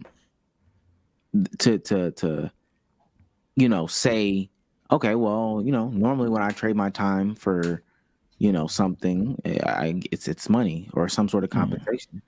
Compensation didn't even necessarily mean money. She could have wanted a photo with Duke. Like, literally anything could happen. But ultimately, this concept of like, oh yeah, she should have went on there and then just hoped and prayed that some things would have happened to her. She could have turned this into sponsorships and brand deals and girl boss this and the third. She doesn't make content intentionally. She posts stuff like other regular girls post stuff or your other regular women post stuff. She really don't even have she has like 6 or 7 posts on her TikTok. She really don't even got nothing on there. So. I'm actually thinking about it. Going at someone for asking for compensation for a guest appearance is crazy. Like imagine if Ellen DeGeneres called you up, like back in the day when like being on Ellen was a big thing, and you didn't get compensated for it. Like imagine people telling you, "Man, just go on there, bro. The exposure is gonna be crazy. Don't ask for any money from Ellen DeGeneres." As you work at a bakery shop, as a part-time cashier, and go on there, the exposure, what you can do after that. Come on, bro. Well, she needs you to be a guest on a segment on her show. Like, that what? Home Depot girl shit is back to being super regular. Fuck it. Let me just wait. So do you think people were getting paid to go on Ellen's show? I would assume so. And if they asked, like, I wouldn't blame them. I'm not gonna say all of them. I'm not gonna say all of them were, because I think that there were a good bit. Definitely some people on that show. However, I paid to go on or compensated in some way, because I know we had that conversation in space where it was, we donated to your cause, or we opened this fund, or whatever it was, or you got something out of it, versus directly, hey, you're coming on because you're the backpack kid. Okay, we're about to pay you $3,000 to come on and do the floss. Like, nah, that's not what that's not a normal thing. I'm not saying not a normal thing. That's just not how going on those shows and doing shit like that worked in the 2000s, early 2000s, late 90s shows and shit like that. People weren't being paid to go on there. Now they were compensated for it in other ways and everything else. That's what I'm saying. And if you got something to sell, that's a totally different argument as well. Then we can have a conversation about, okay, is the exposure worth it? You probably say yes. But in the conversation where I have nothing to sell, I literally have nothing tangible to gain outright from this, like in the foresight, I'm just hoping and banking on the fact that, you know, somebody's gonna come through and say, "Hey, girl, this is L'Oreal. You know, we saw how you twerked on somebody, you cheated on your boyfriend. We want to give you some money." I know he said all of this is real, but I'm just saying, if all of it was fake, everything makes perfect sense. That's all I'm saying. I'll say this in terms of like we still shouldn't belittle like the idea that she basically just cheated on her nigga in 4K, and someone even brought that up in the chat. But I think that's like what's proving the point that why she could be able, if not should, ask for compensation if you're her. Because again, I don't want this to be a point that is just looked over or glossed upon as one of our many talking points during this segment. If she hops on that stage, on that camera, all that's gonna happen is she's getting cooked.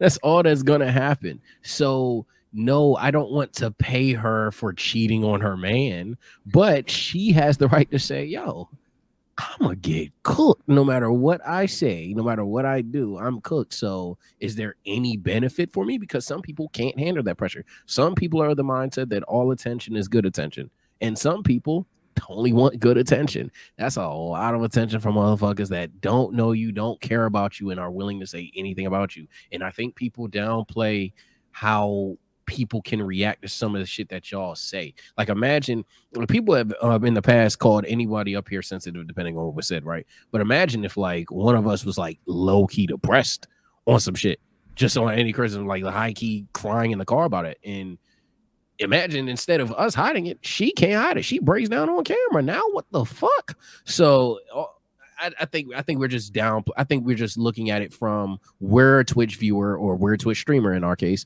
and compensating for cheating is crazy. But she could be some normal motherfucker.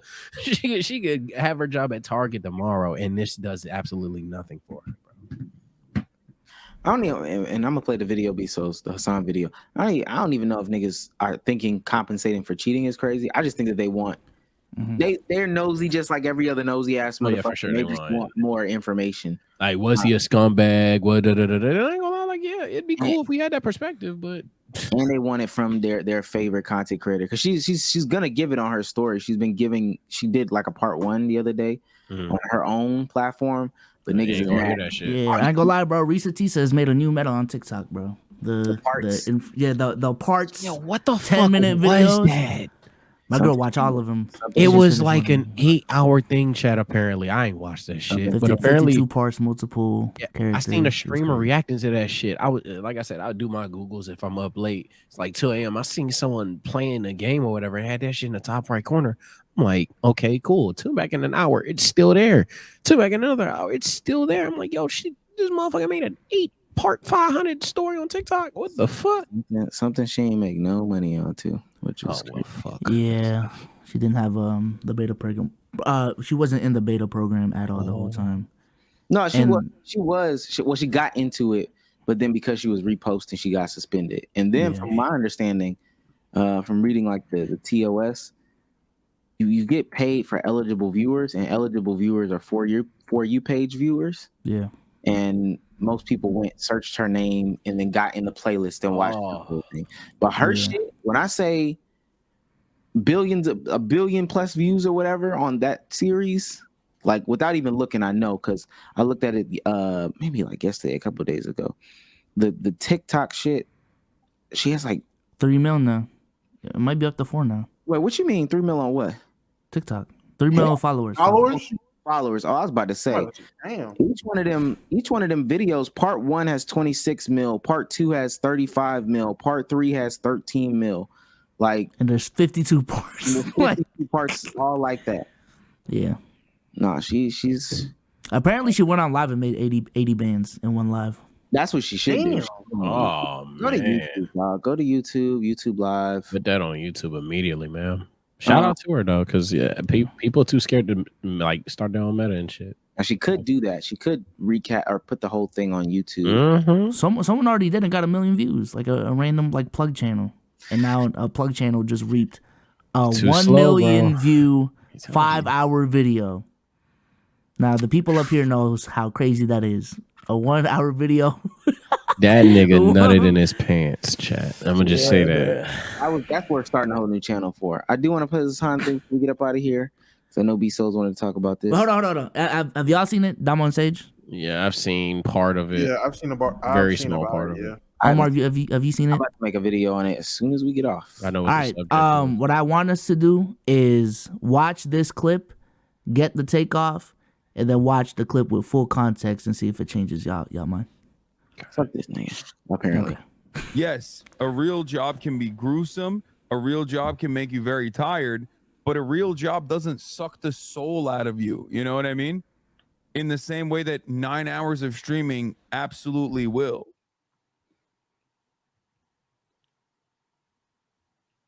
So he gonna get cooked for that one. Yes, a real job can be gruesome. A real. Y'all niggas be putting caveats on bullshit.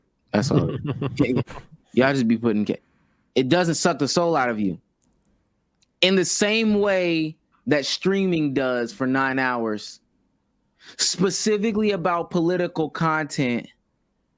When I'm dealing with all these traumas, shut up, bro. Shut up. Yeah. I don't hear the context. I ain't even gonna lie. Yeah, I'm not gonna tell him I'm not gonna tell him what's gonna stress him out or anything like that. But even the way he worded it is because he's like snaking through there, like social. What was he say? Social drainage. What the fuck he say? Suck the soul out of you. Whatever the fuck. Pause. Yeah. Live streaming for 9 hours sucks the soul out of you. Yeah, just because we have to move on. Like, come on, bro. Just because we have to move on. What I'll say is I see what he's trying to say and even potentially where he's coming from, but obviously he could have worded that a lot better. I'll just say I see exactly where he's coming from, and I would even agree to an extent. I just think he was real weird about it. I would, to an extent, I agree with him. Streaming definitely does suck the soul out of you in its own way. Not this now. I will disagree, and that's not even what the conversation was. And I will say, I don't want to be long-winded. It definitely sucks the soul out of you in a different way. A regular job still will suck the soul out of you. Like your soul getting sucked, gang. Like, I don't know to tell you. It's just his own unique way, especially if you're streaming 9 hours of politically debating and doing all this extra shit and the shit that you do. Yeah, nigga, 9 hours of streaming anything, honestly, is gonna suck the soul out of you. So, to an extent, I agree, but I definitely see the flaws in what he's saying. All right, if Omar doesn't want to play, I'm gonna just give chat that. Okay. Where is it? I don't know where it is. All right, it's on his page. But like essentially the counter arguments that y'all would have for him, because I was getting cooked for it in my clip. It was like, this is out of context, bro. You're clip baiting. Like the context that he provides kind of addresses whatchamacallit, all of the counter arguments. It's on his YouTube page. It's on his Twitter.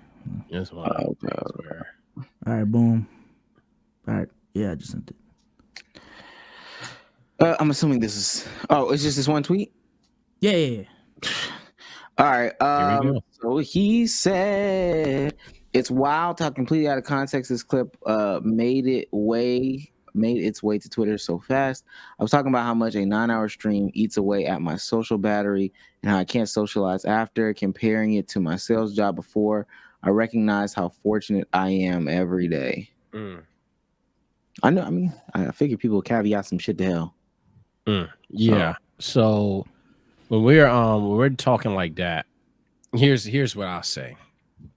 I don't know. I'm not familiar with his content. And I even said that on my initial tweet about it. I'm not familiar with his content, not familiar with his background. Maybe he, for many people, is just unqualified to say that. You feel me? But I'm always a believer that I'm not going to tell somebody how they feel about stress or like what stresses them out or like what drains a social battery per se. But it's kind of like, as a person that's graduated college, failed certain semesters, I know how stressful that shit can be. This person that's worked multiple 9-to-5s, oh my god, I can tell you how stressful these things could be. And I'm not even working like hard labor. I'll give Hassan this. I can't stand some of the people that are making clips of like these over the top factory workers and shit like that. And I'm like, 90% of you niggas on Twitter don't work. Like 90% of you niggas don't have this job of fucking melting lava and creating iron. I don't know why. I don't know why y'all have these clips ready to go. That's not you, my boy. You work at Friday. Stop. But I will say, he has the right to straight up say that his social battery in terms of talking to other people can be draining, because it's just true. Like I'll say that. Hell, I know teachers that say the same thing. So if depending on how long he streams, I could see the vision. Like Damo said, I could see to a certain extent where I'll agree with him, because streaming for me personally probably is up there with peak college years in terms of stress. But I would never say it in a way, I guess, where it comes off as like he's saying this shit is just harder. I never would do that, because I would say the jobs that I had weren't, except my T-Mobile job. That job got unchy. But except that job, I wouldn't say that streaming just solos is way difficult. I think what people go wrong, and I'll stop talking here, where people go wrong is people act like there's no negatives, there's no stress involved with streaming. I think that's a dishonest conversation. But to just kind of say it as if it's just clears 9 to 5s, nah, I'm not gonna be for that. I'm not gonna. I'll keep it short and sweet. Hassan, you're a pussy. Not gonna lie. You're comparing streaming 9 hours to the job you used to work, and I mean, listen, I'm basing this purely off assumptions. I don't know you at all. I would assume you were pretty. You probably were younger. How old is Hassan? I think he's older 20s, right? Mid older 20s. Yeah, mid right? to older 20s. I would assume when you were working that job, you were younger. Someone said 34. Someone said 34. I would assume when you were working that job, you were younger, gang. Even if you were still working that exact same sales job, after 9 hours of working when you were 21 versus 9 hours of working when you're 34, I'm pretty sure you will be socially drained. You would just want to go home, kick your feet up, watch your favorite show, get under a Snuggie, nigga. I don't know. But you react differently because you're older, my nigga. I don't think that, I mean, I'm not going to say it has nothing to do with streaming. If you feel like 9 hours of streaming is killing your social battery, so now you can't go outside, put your phone down, and socialize with real people because you've been staring at a screen trying to entertain virtual people all day, I'm going to call you a pussy, but hey, that's just my opinion. Yeah, I think this is a take that he could have got off and had no complaints about if he didn't compare it to a 9 to 5. If he literally just kept it as, yo, y'all don't understand how draining it is to stream 9 hours a day and how that drains you after 9 hours, and just left it at that, there would have been no fucking problem. Because I think that is actually something that needs to be talked about, like how the hardships of content creation. Not to make it seem like this shit is the hardest thing in the world, but people do feel like content creation is just all sweet when it's not. So I felt like it was a wasted opportunity there. With the caveats of the full context of the clip, I don't think is as bad as just a 20-second clip makes it out to be. But I think the difference is at the end of the day, like, yes, it is draining for you to stream 9 hours a day, but especially at the level Hassan specifically is at, he has way more control over his content and how many hours he needs to stream over the regular streamer. Thank you. Hassan can make this work streaming 3-4 hours a day. Thank you. You know, like Hassan can make this work streaming 3 times a week, 4 times a week instead of 5, 6, 7. Like, no one is forcing you to do this shit for the long amount of hours that you're doing it. So yeah, my video is literally gonna come out tomorrow, so I don't want to spoil it too much. But working class people don't like hearing rich people complain. Yep, that's a fact. When they compare it to the thing that like they're doing work wise, nobody wants to hear that shit. Second of all, you are so rich where you can control things. You could not stream for a month and you'd be fine. Yeah. And not just because financially you'd be fine, but you can also pop back up and your audience would be fine. You don't have to stream for that long. The idea that, you know, you are a content creator and supposed to be entrepreneur, business owner, but you've put yourself in a situation where you're working just as much as your 9 to 5, if not more. Because if you're doing 9-hour days, comparing that to a potential 8-hour day on a 9 to 5, like what's the point? So I just, as somebody who recently just got a job, this is still silly. The caveats, if that shit, like Sage said, if that's your personal experience, that's perfectly fine. Like Biso said, though, there's definitely a better way to voice this opinion. So. Yeah, for sure. Like even when I brought up, even when I initially tweeted something along the lines of, yeah, streaming for me personally is up there in stress. Literally, my following reply was, well, actually, that college shit was one of one as a failing college student. So I'm telling you, man, it's literally, I think Soul said it way better than I could have ever said it. It's just that he tried to make the comparison, especially knowing how ain't no person who ain't got it want to hear the motherfucker who has it. You know what I'm saying? Like a man dying of thirst don't want to hear from the nigga who drowning, bro. So like what the fuck? I got too much water. Yeah, like nobody wants to hear that shit. So whether it's right or wrong, nobody wants to hear that shit. So I think all he had to do was say, yo, I don't think y'all understand it. And he didn't even have to cuck and say it's not a 9 to 5. He said, yo, I don't think you understand, bro. This shit's cooking me. And it wouldn't have been a fucking problem, but it's because he like kind of took a dig that it's like, and then on top of that, he kind of like not necessarily 10 toes with it, because another thing, let's call it what it is, we pull this card all the time. If he had said, hey shit, I'm dying by it, this is harder than any 9 to 5 I've ever worked, then at that point we could talk about what 9 to 5s he's worked. But if he died on the hill, he died on the hill. It's kind of like niggas saying this is harder than slavery. Whatever X is harder than slavery. Yeah, type all right, shit. you can say something is hard, bro. You don't have to compare it to slavery. It's like, all right, this is. But Black Man in the chat said, do y'all know if he's getting paid more streaming more hours? Now, with ads and how that works on Twitch, he probably does get paid more with him streaming longer hours. But again, there's workarounds it to the point where like he could be sponsored out the ass to compensate the difference. Like that's something he could do. Yeah, he's at the point in his career it's not necessary. Yeah, he can, and even that, like even if he didn't get sponsored, again with at that level, he's straight, bro. I'm telling you. I don't know how much he averages a month or a stream, but I can look at his YouTube channel. Dog, stop it. This nigga has 6-figure months routinely. Like, he got 16K right now on Twitch. But 60K followers. 16K concurrent right now. Yeah. All right, well, now 2.5 million followers. And he's always like top 10 in subs, like without even like doing subathons or peaking that crazy shit, like just regularly top 10. He does not have to stream 9 hours, bro. He really does. Low. And let me be clear, when I say 6-figure month, I just mean on Twitch. I'm not talking about his YouTube. So yeah, what are we talking about, dog? I'm not worried about this. Stop. Just stop, bro. Yeah. I will always say, well, even on this podcast, when we talk about Cam Newton and them crab ass niggas essentially hating, I say what's always gonna be worse than that to me personally, more than an angry nigga, more than a nigga that's always trying to bring motherfucker down. It's a motherfucker who is up and it's like snobby. I'm not gonna lie, for me personally, hate that the most, bro. As a person that's around people that don't have it fortunate all the time, I would detest myself even if I were to ever become as successful as people in my family wanted me to be. And then I start viewing them differently. Like I pray to the highest God that never happens, because that shit is like the corniest shit. I've seen people turn into that. I've seen people that are essentially like that time in and time out. That shit's beyond corny, bro. I hate that shit even more than a hateful ass nigga, to be honest. Let's get out of here. Let me see something real quick. Hello? There was a motherfucker in here with no shirt on the whole time. Metal Comp with the 5 gift, appreciate you. There was someone that's been wanting Damo's smoke the whole time. Yeah, where is he? Phil. Oh shit. Yo. Yes. Yes. God damn.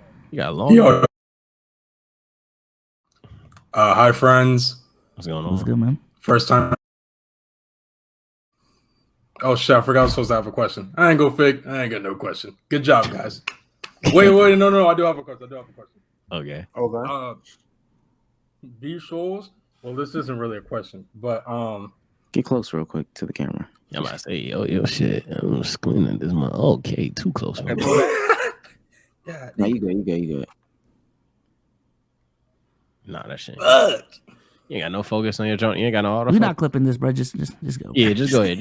My fault. No, I was gonna say, do you when do you plan to pivot away from basketball? Oh fuck. On your personal channel. When do I plan? I'm not trying to joke, because I ain't gonna fake. I remember you posted this video hella long ago. Mm-hmm. It was a video about like Vanessa Hudgens and some like Filipino shit. Yeah. And some shit did. This, Yeah, nah, no. this sounds It's crazy. cool. I understand what you're talking Yeah, about. no. But I remember felt that like it clip. was a real like personable video. Like, oh shit, like Mhm. he really like he's getting into this shit. I fuck with this. I feel like if you more Yeah. digged into that rather than only hoops talk, Bro, I trust me. personally would fuck with that heavy. Trust me. Hey, tune into the streams. I am trying hard every single fucking day. There is a thing called beating allegations in my streams. All right, I'm trying every day, but it's one of those things where like the numbers, specifically with me doing this full time, the numbers make too much sense for me to just punt on basketball and just take a full left. So essentially, my plan is like to build a non-basketball following somehow, some way through short form content and a different YouTube channel or whatever. And then we ball up, and once the numbers make sense, for me to lessen on the basketball content, then I'll just do that. But there's a plan in the works though. Like it's actively happening. To be honest with you. I had a question for WMB Sage. Souls. if I I can punted that ask one bitch more early. question. No reason. Go ahead. Sage, when you I know you're I'm kind going of back to basketball. No. no. I was gonna say I peep you're kind of like posting or you're digging more into the stream shit and posting more stream clips. So I guess if you were to do like planned out videos on your channel, how do you I guess go about like if you want to do collabs or more solo shit, or is it like I'm at this point where a lot of my collabs, I have some genuine friends in the industry. Let me be very clear. Shout out guys like Tev, Chisel, CJ. Definitely been 3 real ass niggas. But I have a lot of collabs that I've noticed for the most part. Hey man, they know this guy. They don't really know me. They know this guy, and that's fine. So nowadays my motor is to do shit by myself, kind of establish my own brand. So I'm not looking to collab with anybody who I haven't already collabed with in the past necessarily. Maybe once in a blue moon, I'm like, you know what, fuck it, why not? Swallow some pride. But in general, especially on the solo videos, I would do those by myself because solo videos on my channel now would just be like character analysis. So I would just be all by myself. And also, yeah, I ain't gonna lie. If you're trying to make content, boy, you need a new lens, man. bro? I know, bro. It's bad. Holy shit! I think it is focused. You might just not have autofocus on or some shit. I think your camera is focused. It's just dumb. I ain't gonna lie. I had just copped a PC too. I'm like, oh yeah, we finna get into the You content. could be locked in and stupid. Not no I feel more. like that's what we got. God damn. You got the Nikon jump. Well, go fix this, twin. Appreciate you. Y'all don't know why that's funny, chat. Y'all don't know why that's funny. Hey, Nikon got some good shit now, apparently. Tell that to this guy. Okay. I didn't know. It's some new shit. Anyway, I bet it is. Guy. I thought the same thing too, B. So apparently. I'm gonna keep thinking, man. It's cool. Anyway, this has been a great episode. Shit. Talk about it to people, man. All right, Chaz, being my favorite minutes. Thank you. We will be back. Probably gonna stream tomorrow. I don't know yet. Probably will. I should. It's been fun. The content's been fun the last couple of days. Shout out Team LKIB. We out here putting on for the cord. 1-1. This whenever I'm dead. 1-1, man. Tough go our last series, but we got them next time. Thursday, definitely streaming. LKIB versus everybody, nigga. We on that. He keeps running whenever I'm dead or sleep. Sage, say goodbye to the people. All right, people. I'm probably gonna go live later tonight, even though I sound like I'm half dead. Spam a 2 right now. I ain't gonna lie, I'm not listening to your ass sound like this. Cause if I can't upload the videos, ain't no point in me streaming. So take care, stay blessed. I'm gonna see you guys real soon. We'll probably have that other vote in the future stream. But yeah, I'm gonna see if we can thug out some videos at least tonight. Okay. Peace out. Get rest, nigga. Peace out, y'all. Appreciate y'all for coming out. Shout out to the actor of Aang from the Netflix live action. He's Filipino. Just want to shout out my guy. We did not talk about that. I'm saying Do it on my personal. more Filipino representation in media. Shout out to my guy, and that's it. Quick. We'll talk about it. Quick 1 to 5 star rating on it. Mid. I've only watched 1 episode. I've seen better the than whole I thing. thought, to be honest. Mid plus. I think it's mid plus. Yeah, 6.5. It was this, especially in the beginning. It was definitely lower than. Oh mid. yeah. That opening scene. Beginning was not cooking. Beginning was. Anyway, we will see you guys next time. Appreciate you guys for stopping by and tuning in. Bye, guys. Oh, shit.